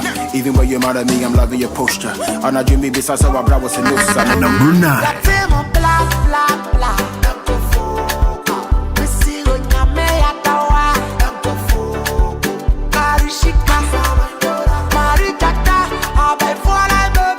Number 8. Shake it to the max. The DJ please turn up the bass to the max. Please just rewind, let me shake it to the max. Shake it to the max. Number 7. Give me composure. Now give me that steez. Now give me composure. What money can do, more money can do. Number 6. It would have been lovely, but I'm just another guy, just another guy.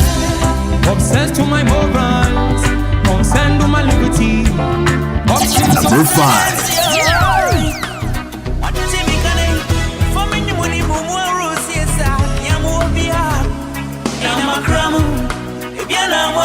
Number 4.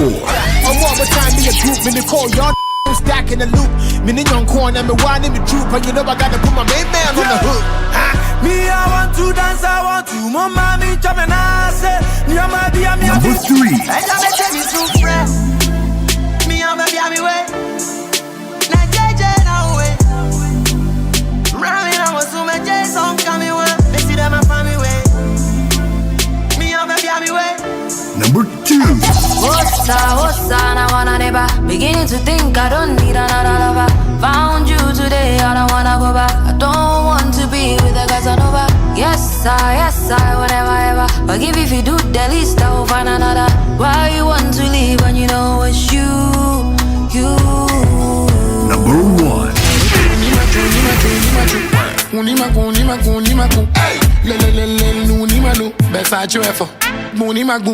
One side, shoulder, shoulder, one side, shoulder, shoulder, one side, shoulder, one side, shoulder. It's the Channel 1 countdown. In Ghana's showbiz world. For more stories, exclusive videos, and behind-the-scenes action, follow us across all socials at Ghana Weekend on Facebook, X, Instagram, and TikTok, and subscribe to Ghana Weekend TV on YouTube. I am Ni Komite Kome. Catch you same time tomorrow. Until then, keep it locked, keep it Ghana Weekend, and keep it entertainment.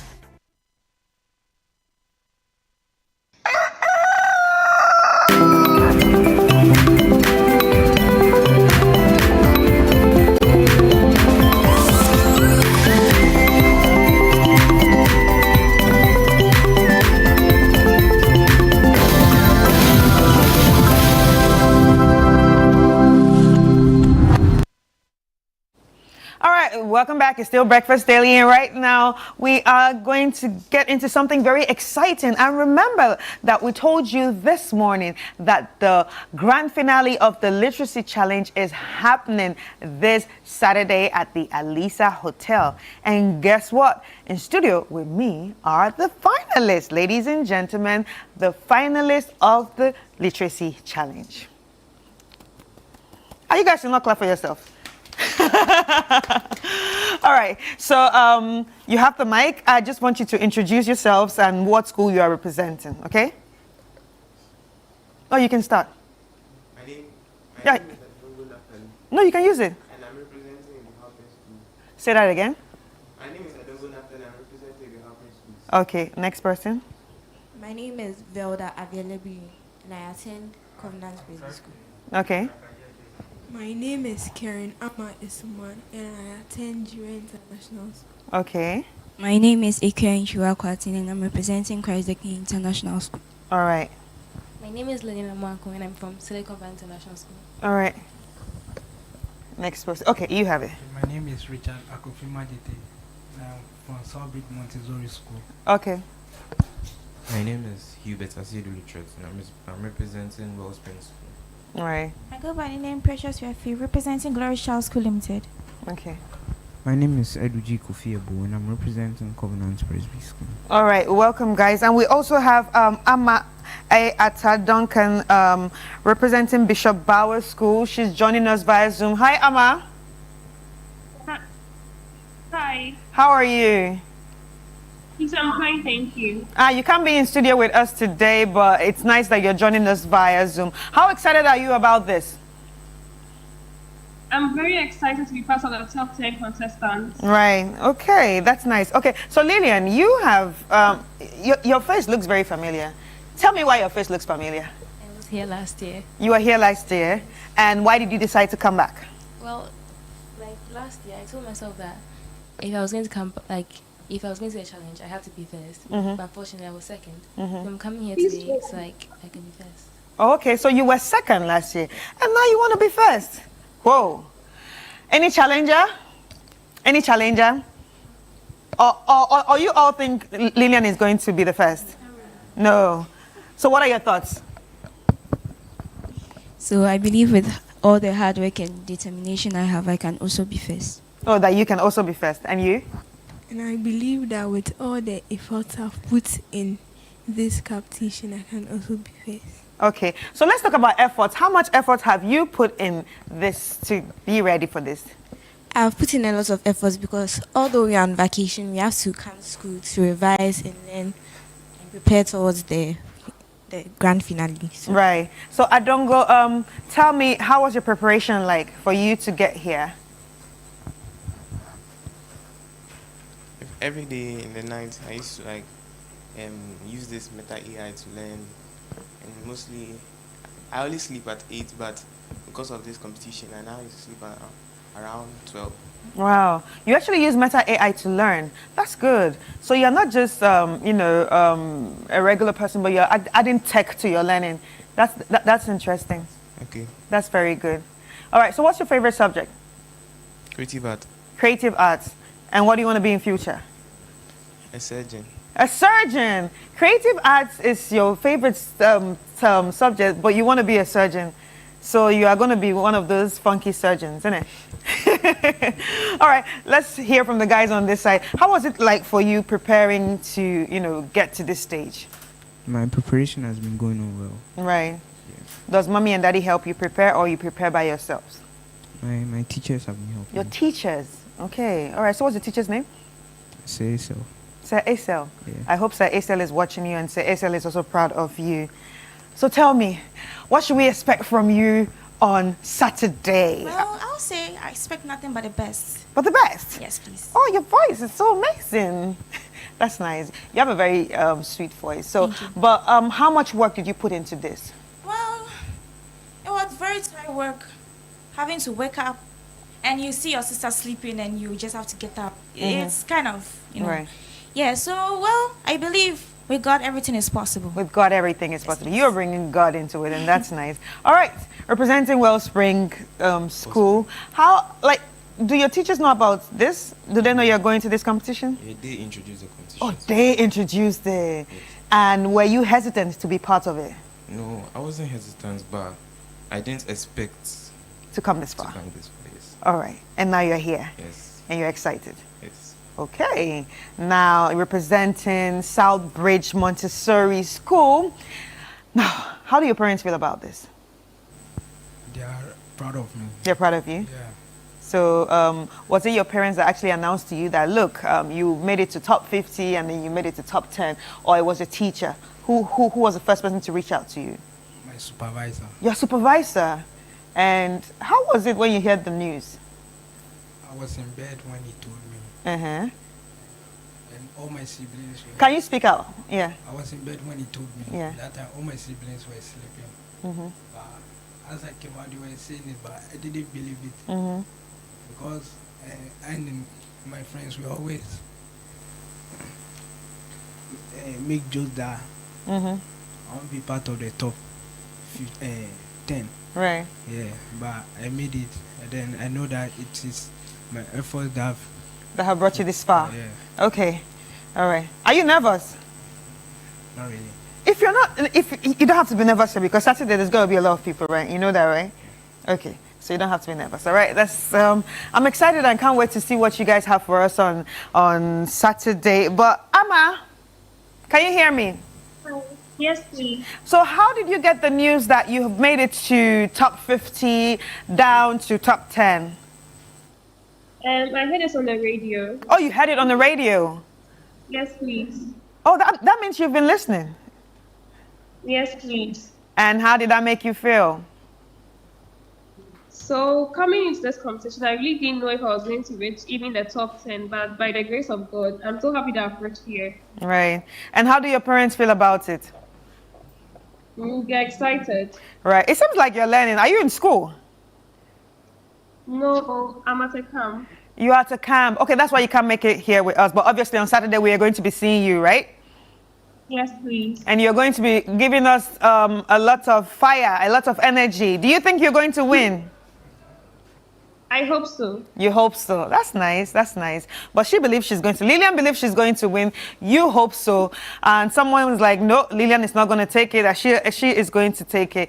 It's going to be very exciting. And I know that we all cannot wait to see what they actually have for us. I mean, these students have come very far. They started from thousands of, entries down to 50 contestants. And now we have the top 10 contestants that are going to be contending for the grand prize. And the grand prize is 10,000 Ghana cedis, a trophy, and of course, the bragging right, not representing just yourself, but you're also representing your school. Guys, I'm really proud of you. I really can't wait to see what you guys have for us. Now, I'm just going to pass the mic round. You're just going to tell the audience your final words, what to expect. Should they come and support you, to your parents, to your teachers? Say something to those watching you right now. I know you came with your dad and your brother this morning. I know your family is watching you. So look into the camera and then say something. I want to say thank you for my family because they helped me throughout this competition. Right. And to my friends who also supported me in this competition. All right. Let's do that. Snappy, fast. I want to give a big shout out to my teachers, my family, my friends. They all supported me throughout the journey. Yeah. And you should expect nothing from the best. All right. At the final. Next person. I would like to thank everybody who has helped me in reaching this point. Yeah. And then I pray that they hope for nothing but the best. Yeah. All right. So I would like to thank my family, friends, teachers, and the school at large for helping me reach the stage of the competition. I encourage them to support me because I'll bring nothing but the best on Saturday. All right. I'd like to say thank you to my family and then my friends and my teachers because I think they've given me constant encouragement and they've helped me throughout the learning process. All right. Next person. I want to tell my teachers and my supervisor that on Saturday I'm bringing the ultimate prize to Southbridge. Woo! Nice. I want to thank my teachers, family, and friends for the support they have given me. Right. And the support they are still giving me as I've come this far. All right. I want to say a very big thank you to Glory Child School Limited for giving me this opportunity to participate in this year's competition. I want to also say a very big thank you to Uncle Romeo for helping me reach this far. It's not by my effort. He also helped me to. And I want to say thank you to all and everybody who has wished me well. Thank you. All right. Much. Thank you. I want to say thank you to my family and my friends, so as my teachers, for helping me reach this far. All right. Thank you so much. And I want to say thank you to each and every one of you for joining us this morning on Breakfast Daily. And remember that this show was actually, started with Nana Tufo Boatin by 7 a.m. And later on, Philip joined me. And we want to say thank you for being with us and see you tomorrow, same time right here on Channel One TV. Bye-bye.